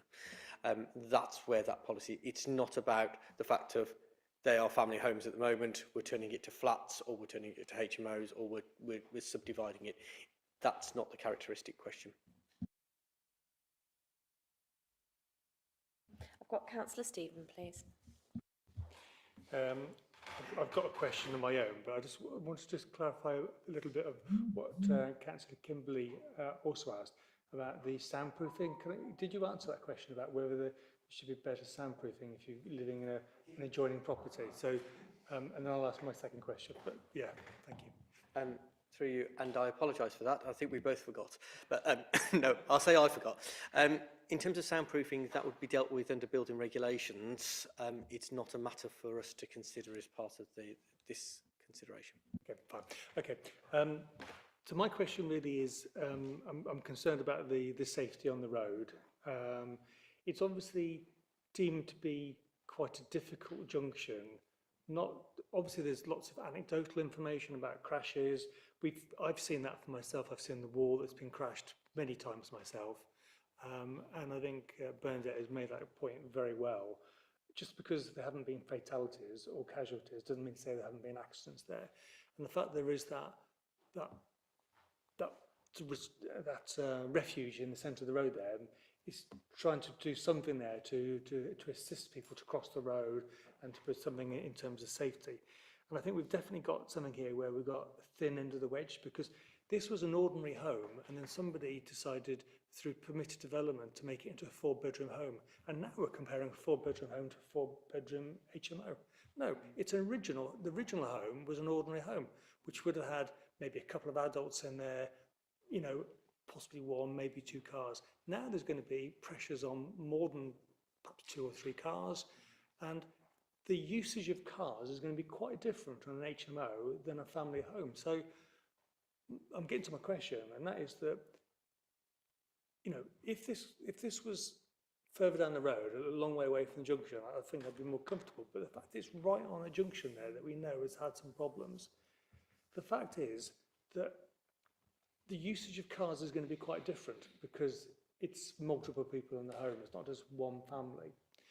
So I think it's quite important, this thing about the turning of the cars on site. And it appears to me that it's not possible to turn these 2 cars on site. And I think it's going to cause a lot more problems for local residents and be a safety issue. So my question really to officers is because of the tactile pavement on the ground, the fact it's so close to the roundabout, the fact that you've got that refuge in the centre of the thing there, surely all those things point to there is a problem about this being used as an HMO property in terms of the transport and the turning of the cars. And should there be, is there a requirement for cars to be able to turn on the site itself? Again, really good question. I just draw your attention to the Highway Authority's comments on page 55. You'll notice that they've considered this in quite a lot of detail, including their previous refusal. Because of the nature of the road, there isn't a requirement for them to turn around. It is accepted that they can reverse out. It's not illegal for them to do that. It is constrained, and that's why the Highway Authority have not required 3 car parking spaces to be provided, even though the space within the frontage to be able to do that. I think to sum up, the final paragraph of the Highway Authority's comments, and I just read this out because I think this sums up, I think, probably where members are. The Highway Authority says, whilst the Highway Authority remains concerned regarding the change of use to a 4-bedroom HMO in this location, it is unlikely that an objection could be successfully maintained due to the parking equivalent with the fallback position and the approved 4-bedroom dwelling. So we're in a position where I'm not trying to, as I think I said in a response earlier, we're not trying to suggest that the characteristics of traffic movements are the same. What we're saying is that the parking requirements are the same, and therefore from a consideration point of view, what the policy is asking you to do is make sure that there is sufficient parking, and that is being done by comparing the two. But I would share the Highway Authority's point of view that there is concern about this, but we're not in a position, we don't feel as officers, that it is so severe, which is the test of the NPPF, to be able to refuse application. Councillor Ramos. Thank you, Chair. I think it's, this application is summed up for me under the section Worcestershire County Council Highways Officer. The site is adjacent to the junction with Astwood Road, which is a locally important, i.e. busy, classified route, and there is a significant level of vehicular and pedestrian movement in this area, particularly associated with local schools. We've now been given additional information by the objector about the number of accidents, and I think in the common understanding is that an accident, somebody is affected or property is affected. Whether it's recorded in some data by County Council, frankly, is irrelevant. I'm interested in the facts, not some supposition. And it then admits that there are 2 parking spaces and 3 are required. So yet again this afternoon, it's remarkable, isn't it? Yet again, the County Council said its policy is being breached, it's not in accordance with this application, and then it makes no objection. I don't know what this streetscape design guide is worth now, frankly. The second time in an afternoon, it's not in accordance with council policy, so they don't object. It is an absurdity. And then we have this extraordinary statement. The applicant acknowledges there is a shortfall of 1 parking space. Yeah, we'll do something about it, Highways, to the standards, but also sets out the sustainable credentials of the site which is recognised by Highways. What the hell are they on about?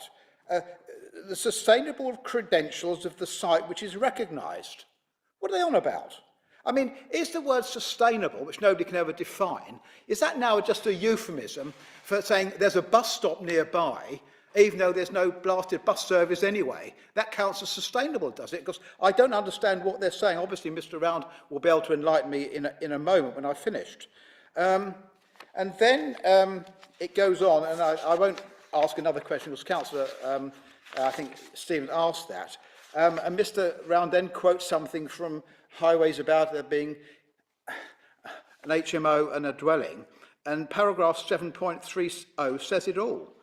Given that the existing 4-bedroom dwelling has 2 car parking spaces, and there will be no increase in parking demand as a result of the change of use to a 4-bedroom HMO, well, what planet are these people on, Chair?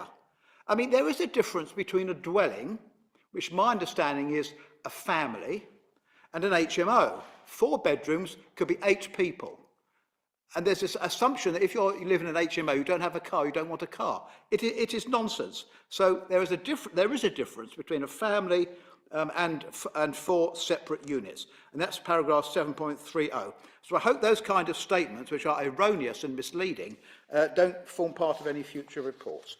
So quite honestly, Chair, that junction, I think, which we all know, is a very bad junction. The roundabout is superfluous in that you cannot actually drive round it. Try and drive round it. You can't. So people drive over it. In other words, it doesn't slow the traffic at all. And you've got all. And so on this location, this is totally unacceptable. Just because they've already built a dormer and trying to force the decision. It's probably not occupied anyway. This is just trying to preempt the council's decision. Oh, well, we're already halfway there, so it doesn't matter. I think, Chair, there comes a point where we've got to use some common sense in judgment on these things. I know what the rules are. We all know we've got to operate within the framework of planning law. And of course we are, and we will, and we do. But if we don't exercise an element of common sense, when we have concerns, and we just let it go through, then these decisions might well be taken by some functionary, because we're not able to use common sense. I was very impressed by what the objector told us. Actual facts about number of accidents. And in fact, at the moment, there is only 1 vehicle there being used, so it's not a problem. You've got a 4-bedroom HMO, you could have 4 vehicles. And we all know what's going to happen. They're all going to try and squeeze on that site, and they'll be reversing in and out, reverse, whatever. And the problem is, you've got children, we've got a number of accidents. It's a very bad record, and I think we would be irresponsible to grant this.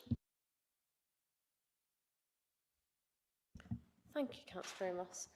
Do you want to say anything or not? Was there a question there? No. I don't think there was. Was there? Go on. What was it, Councillor? Sorry. Well, do you agree with me? To be brief, so I merged the questions and the comments together. It was the paragraph 7.30. 7.30. But I was asking Mr. That's Brown right. if he would tell Highways not to put such stupid statements. Yep. There is a difference between a house, a dwelling, and an HMO. Yes. It's getting ridiculous. And also, it's too late, but on another occasion, I would ask Mr. Round to define the word sustainable, because if it means just being near a bus stop, then most houses are sustainable.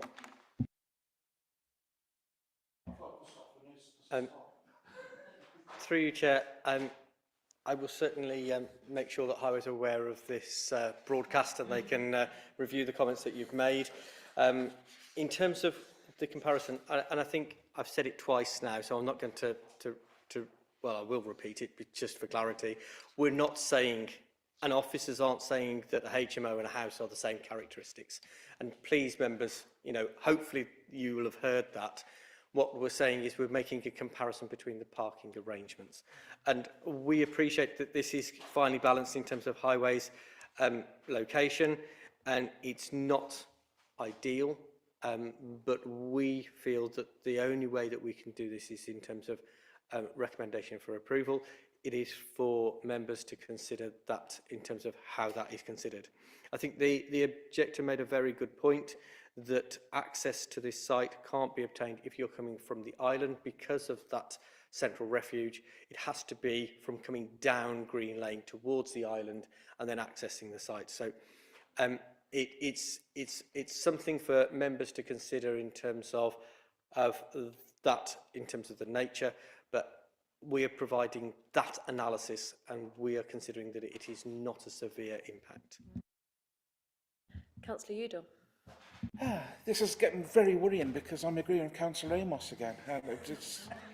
We've got to stop agreeing at some point. I've got a number of questions. The issue about the tactile paving and the pedestrian refuge does concern me greatly because I think that's a serious risk to pedestrian safety. And I'm looking at the site in front of me now on Google Maps, and it's just too close.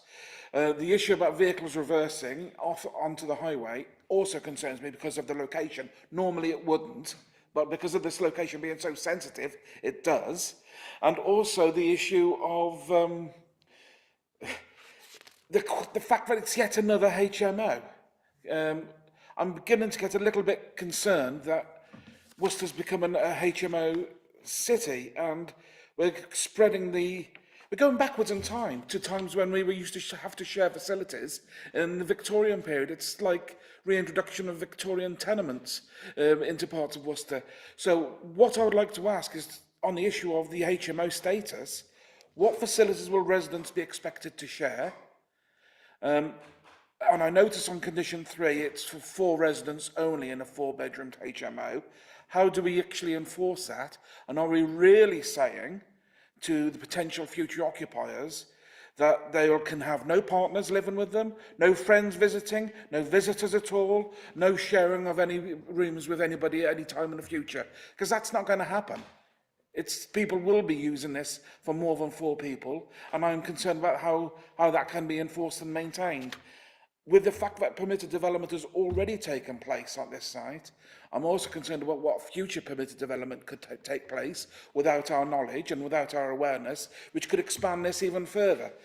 So I would be seeking, if we're minded to agree this, a withdrawal of permitted development rights, but I'm hoping that we actually do reject it for all the reasons I've stated. I don't think it's a suitable property for a HMO. I don't think it's suitable for the parking facilities. It's not suitable for pedestrian safety. And if we're really concerned about that, we should refuse it, or at the very least, defer for Highways to come back to us and explain it to us, because they are telling us they will come on request. So maybe it's a situation for Highways to come back to speak to us, but they probably won't turn up if they know Alan Amos and myself are here. Through you, Chair. If you can give us your holiday dates, and then we'll... No. I jest. So, coming back to permitted development rights, condition 8 deals with that. I know there are a number, not... Perfect, sorry. Not 5 pages, Councillor Amos. We've only got the two and a bit. In terms of the number of persons, this is the proposal of the applicant, and the applicant has specifically said that there will only be as 4 persons, and as part of their management plan, that is what they're expecting to be. We have put that in on that basis because we felt that that was suitable, and based upon the concerns that have been raised, we wanted to try and limit it as much as possible. So we do feel it is enforceable because that will be highlighted to as part of the licensing arrangements, and the licensing arrangements will establish that there can only be 4 people in the property. You've raised a number of things in terms of another HMO. That's why we've got an Article 4, and that's why this committee consider HMOs quite a number of times, where other councils haven't got the luxury of being able to do that, and this would have been approved, this would have been permitted development, this could have gone ahead, but we have the control of being able to look at this effectively. So yes, it is another HMO, but it's in a place where it is policy compliant. So again, I would suggest that that isn't something that you need to concern yourselves as a concern, because it would be very difficult to defend in terms of that respect. Highway safety, I think I've already said, that is a matter for you. I don't know whether we can just... Margaret, would you just put the PowerPoint back up, please? And I don't normally... It's normally a request for me to do it, but I think it's useful if I can just go back. Can I just go back? I just want to put a full screen. Perhaps that might do it, actually. No, it doesn't. Yeah. Perhaps if we can just leave that up, Margaret. I know that's probably not best for the public viewing, but for members' consideration, what members are considering is that does this change of use result in movements at this property that are additional movements as part of a residential dwelling that would result in a highway safety concern either for vehicles or for pedestrians using the adopted highway? I believe that is the question that members are asking themselves. I'm wondering whether there was a proposal there, actually, Councillor Uda. I don't know. Well, I'm more than happy to move rejection on the grounds which I've outlined, which are acceptable to officers. Okay, so let's park that, because let's just see what Councillor Kimberley wants to say, because he's itching to say something. Sorry, I was just going to ask, I mean, normally when we're looking at a proposal, we're thinking about the improvement to the area and about the benefits it provides.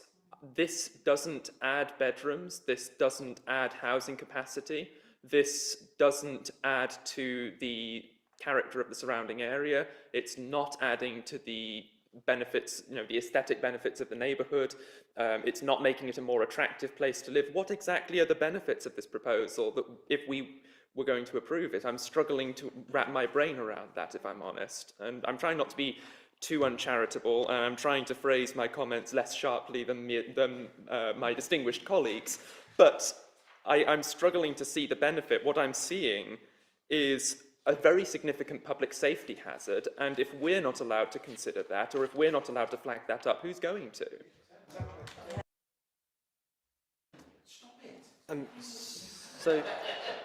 So through you, Chair, in terms of the benefits that members are considering, SWDP 14, which is a mix of housing across the city, actually encourages a variety of mix of properties. So from an officer's point of view, what we would be suggesting is the balance that you are considering. And I would point out that because this is not creating new housing, it's not a housing market policy, so you're not in a tilted balance, you're just in the normal balance. You're considering a benefit of providing additional accommodation for those who require those smaller elements of accommodation. So it is a social benefit that you are considering. Now, for 4 HMO bedrooms, it is a matter for you to weigh of how important that is. And based upon the public safety elements that have been highlighted. So the balance that you're doing is the social benefits of providing additional accommodation in terms of a housing mix against what I think has been expressed is in terms of the characteristics of traffic movements upon that, which is, you may wish to suggest, is already an unacceptable location for an access. I've just got Councillor Kinsley. You haven't spoken yet, have you? Yeah, thank you, Chair.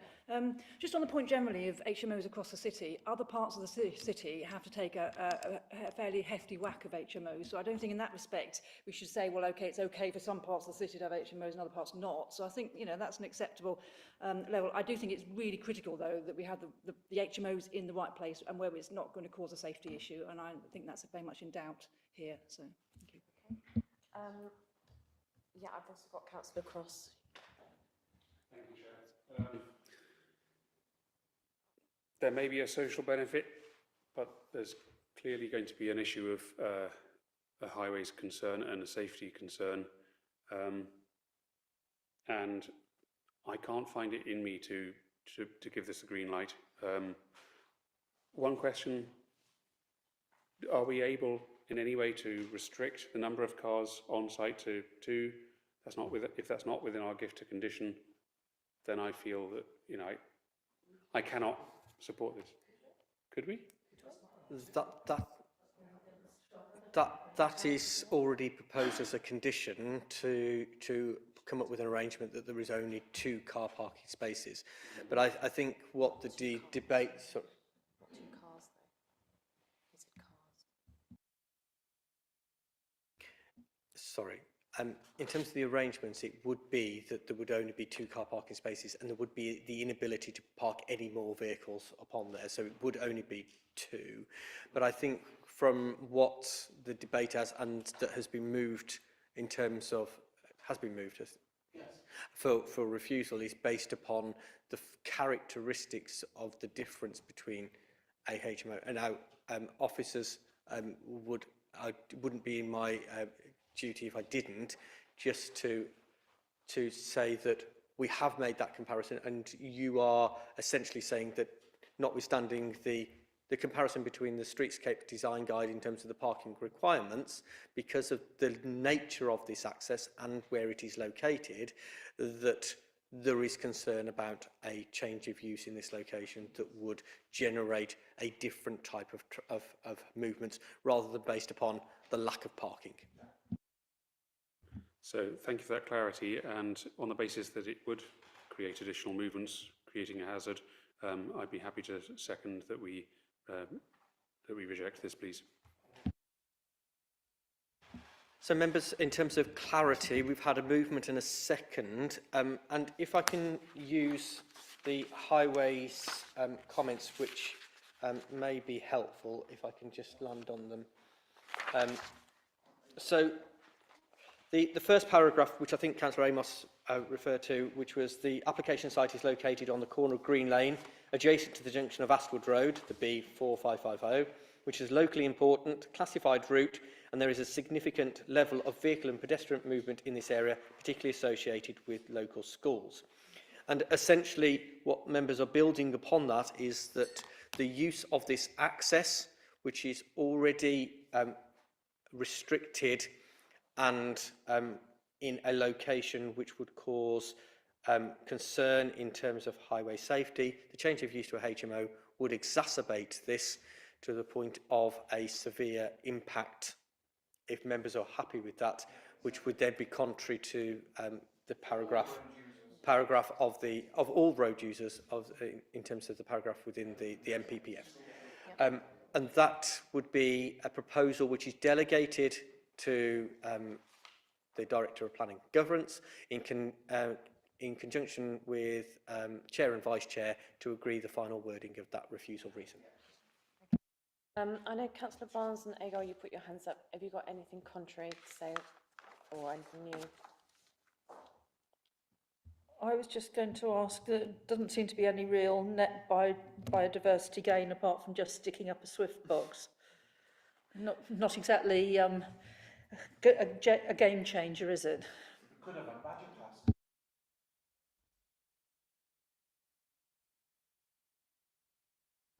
Just to cover that as part of the consideration, because that has been raised. In terms of the requirements, it just has to be a measurable gain. So the provision of the lawn and the Swift box, it is immeasurable. It might not be amazing, but in terms of proportionality based upon a change of use, it is considered to be proportionate. So I wouldn't suggest that that's an additional reason for refusal. So based on that, are we ready to move to a vote? I'm seeing lots of nods. Fantastic. Right, so can I see all votes in favour of a rejection of the application? That is unanimous. Thank you very much. Right, we'll move on to our final item. We've got agenda item... Sorry.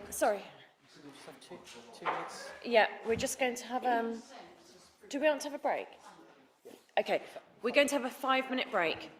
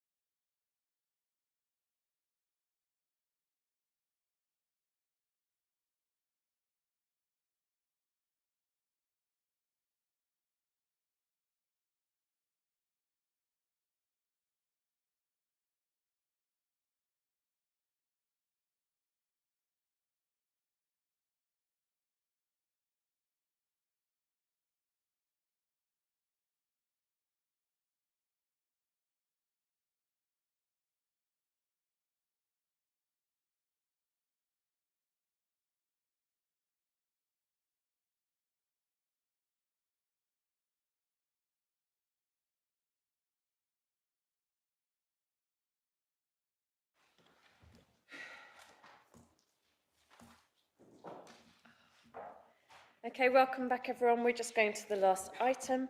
It's agenda item 11, which is the application for Units 7 and 8 of Bromyard Business Park, and we have a presentation from Rebecca. Thank you, Chair.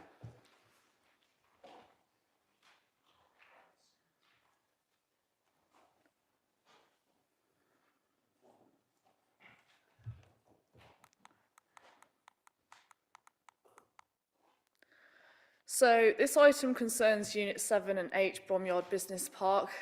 This matter was deferred from the December committee due to some security and access concerns.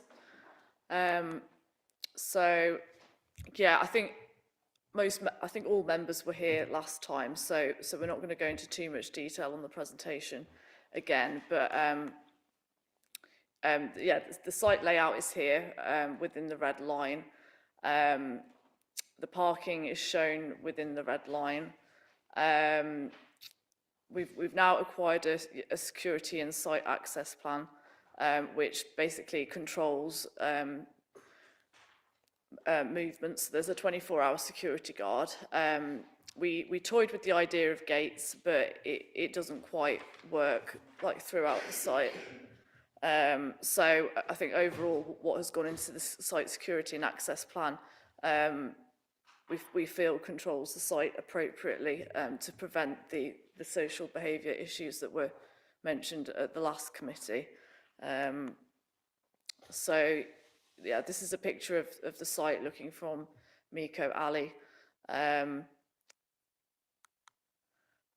this is an aerial image of the site. The properties where concern was raised for are to the northeast of the site, as shown more clearly in this image.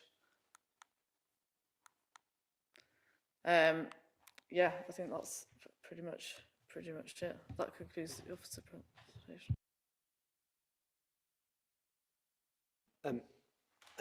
Sorry, just one thing as well. It's just worth noting, members, that in terms of the recommendation, there is an additional condition from that was considered last time in terms of condition 8, which sets the approved security and access plan being operational at all times to ensure that that is enforceable.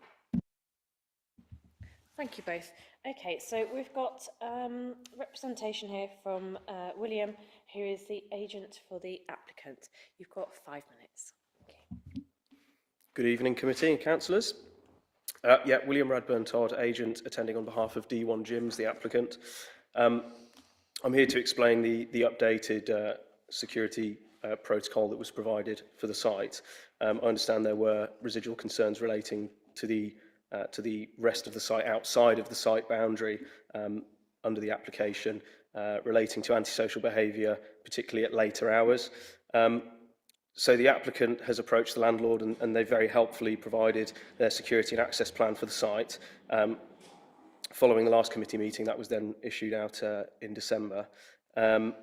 This outlines active measures to control activity on the site 24/7, which in summary are 24/7 security guard on site with CCTV monitoring and an ANPR system across the site with entrance and exit logging for vehicles, associated parking management and enforcement of that by a third-party parking enforcement company. The gym has its dedicated parking as well and will have a tablet system for entering vehicle registrations. So that will all be logged and registered. Clear signage providing wayfinding and site management, including highlighting restrictions, zone restrictions, and warning signs as well, warding off any antisocial behaviour, and notifying of 24-hour security presence as well. The security personnel actively monitor the site. They'll have the CCTV for that, but they'll also patrol to maintain control of the site to prevent antisocial behaviour. I'm familiar with the landlord and their implementation on other sites of the same sort of security control 24/7 with personnel patrolling the sites. And they do find that whilst it's more expensive and intensive than sort of permanent physical controls like gates, it is more effective at managing security matters and controlling activity across the site. As you can probably see from the site plan, given the sort of layout and other accesses and parking around the site, it would be difficult to practically implement gates, as you would also probably have to add fencing, and it would sort of just really make it difficult to use other areas of the site. So that's a summary of the updates, and any questions. Thank you very much. For opening the floor to questions, I've got Councillor Udall first. Thank you. Thank you, Chair. Just a very... Bear with me. Sorry. It's all right. Just a very brief question. Thanks for the update regarding 24-hour security. Can you please confirm, and I think it's said somewhere, and I'm looking to find it, that the actual premises itself will also have 24-hour occupation as well by staff? So, yeah, the gym will have staff on site. Won't be a self-serve? No, 24 hours. But also they are integrated with the security patrol, if that makes sense. They've got contact to the security guard. And on the other sites that they've got, the security guards I've met are very diligent and do the patrols throughout the night as well. So it's a good setup, to be honest with you. Councillor Cross and then Councillor Stephen. Thank you. Thank you for coming tonight and for your patience in this marathon session. With the other sites, is there a named site contact with their contact details available in case of issues? That could be helpful. At this point in time, I don't have reference to a site contact. The tenant will, I'm sure, i.e. D1 Gyms, get that from the landlord. Are you talking about in terms of security, sorry, or? Yeah, just so that in case of issue that there's someone that either ward members or others can, a named person to phone up and saying, hey, there's a problem here, just in case there's an issue. And for such calls to be logged and be part of this, 12-monthly review, I think that would give a lot of comfort. Yeah, I'm sure that can be provided. Obviously, security will sort of notify of any events that do occur, which will, as part of the end of the security and access plan identifies, reviewed regularly to ensure effectiveness, and then also referred back to relevant parties and stakeholders. Councillor Stephen. Yes, it's good to hear that there's this security guard going to be on site 24/7. It probably is going to be quite expensive. So my question is, who's paying for it, and how do we make sure that it doesn't slip away at some point in the future when someone says, "Oh, we can't afford that anymore"? Is it the gym who's paying for this, or is it just coming from the landlord of the whole big site, or how does this all work to make sure that it's sustainable? So, obviously, with tenants across the site, as such, depending on how they are structured and managed over time, there is a service charge implemented, and that goes towards supporting costs like because there's only security. there's only one thing at the moment, isn't there? And That's the only one that's identified. In time, there will be more, yeah, and it will help sustain the. There should, yeah. I know there's another application that has been submitted, so it's an example of the service charge then goes to supporting that sort of service. Yeah. Councillor Barnes.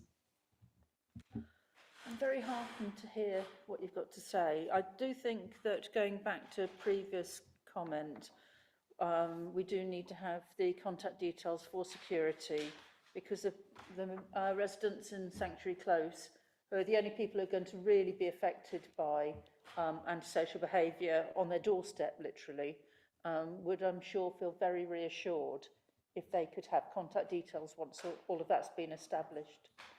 And Wilkes Close, to a lesser degree. There is another business likely, well, they've put an application in, so the gates don't make sense when you're spreading out over the whole site, so I think this answer is a really good solution. And I know that there are other businesses potentially in the offing as well, either on that exact site or very close by. So I really do welcome that this is going to be a constructive way forward, not just for this application, but for ones coming in the future. And it's very reassuring to residents, I suspect. Thank you. Councillor Agar.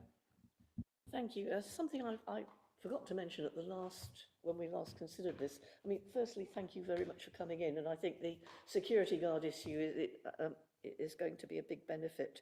It's certainly reassuring. What about the personal safety of gym users themselves who are inside the building? Now, you said they're going to be staff 24/7, and presumably that's in the plan as well, is it? And will you be putting up notices to say what a gym user should do, who to contact, what to do if they have an inappropriate approach or if someone offers them violence or whatever?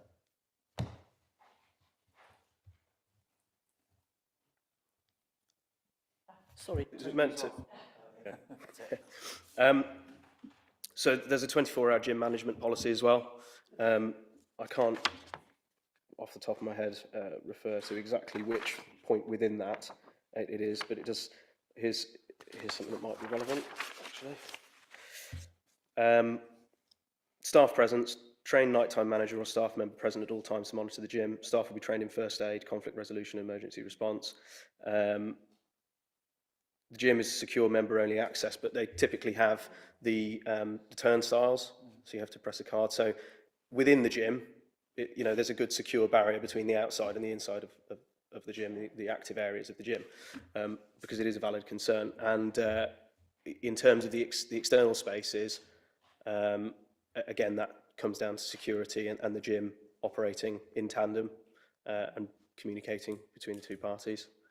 I think there would need to be notices out saying what you do in case of a bit of a crisis. Yeah, I think typically falls under health and safety of running a premise like that, yeah. Councillor Stephen. Obviously, with the CCTV cameras and stuff, we'll obviously need some reasonable lights in the car park. So I suppose there's going to be a balance there between having lights for security for perhaps women or vulnerable people to feel safe, at the same time not having overspill light that's going to affect local residents. So I just want to make sure that we've got the right balance there of safety and so on. So can you just make a comment on that? So in terms of the location of the parking in relation to the entrance of the gym, it's all as close as it can physically be, given the site layout. So any light for security at night, the best sort of solution would be PIR, so sort of movement activated floodlight as people approach, and then there's no light pollution as a result. Yeah, but typically, as other surveys as part of this have shown, there's very, very few visitors to the gym through the night anyway, so it sort of might not need a substantial lighting solution. Should we have that as a condition in about the lighting? Through you, Chair, in terms of the impact on residential properties, given its location, there's no concerns in terms of the impact on residential properties. So I wouldn't suggest that a lighting condition is needed, but I think the applicant will take that away as a point. They're not going to be wanting to run lights all through the night if it's not required. So from a financial point of view, that it's going to have to be as required. So I think PIR sensors are something they'll take away anyway. Councillor Cross. Thank you. I would just echo that point, not just about impact upon neighbouring properties for illumination, but if the lighting is in accordance with the Industry of Lighting Professionals Good Practice Guide about not creating overspill lighting, so having sufficient but not overspill, thinking particularly about impact of inappropriate lighting for bats and other animals. Given there's quite a lot of green space around, and we don't want to have an adverse impact. So if that is something that could be woven into conditions, that would be great. Thank you. Other questions at all for the speaker? No? Lovely. If you'd like to step back. Thank you.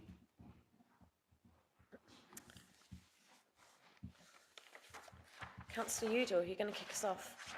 Yeah, I'm happy to kick us off, Chair. I was the person who raised these concerns last time. I am more than satisfied and pleased with the response which we've received. I think it's what's being proposed is now a good scheme, even though I will not be joining the gym myself under any circumstances. I think it'll be a good asset to the area, and I'm more than willing to move the recommendation as stated. And do you want me to second, Chair? 'Cause it's not often something I do. I think that'd be great. Well, no, I will second it. And Do it, Councillor Amos, do it. Yeah, and despite what Councillor Ewell just said, I can assure the agent that Councillor Ewell and I will be very frequent users of the facilities 24 hours, 7 days a week. And if you believe that, you'll believe anything. I'm very glad to hear it. Councillor Cross, do you have something you need to say? Thank you. May I just check that those two proposed conditions would be part of this recommendation about the name contact and the lighting per the ILP Good Practice Guide? Through you, Chair. In terms of the name contact, I think the agent's going to provide that anyway. I don't think that needs to be a relevant condition. If members felt that lighting needs to be provided, that could be an additional condition in terms of submission of lighting prior to installation of any new lighting. Chair, I would be happy with that, especially as Councillor Bonds and somebody else said, there is a lot of wildlife in the area. It is a nature reserve on boundary. Councillor Amos, are you happy with that as well? Great, lovely. So based on that additional condition, shall we move to a vote? Oh, how lovely. Okay. Can I see all votes in favour? That's unanimous, thank you. Do we have any AOB? What, we don't? Really? All right, thank you everyone, go home. Okay, bye.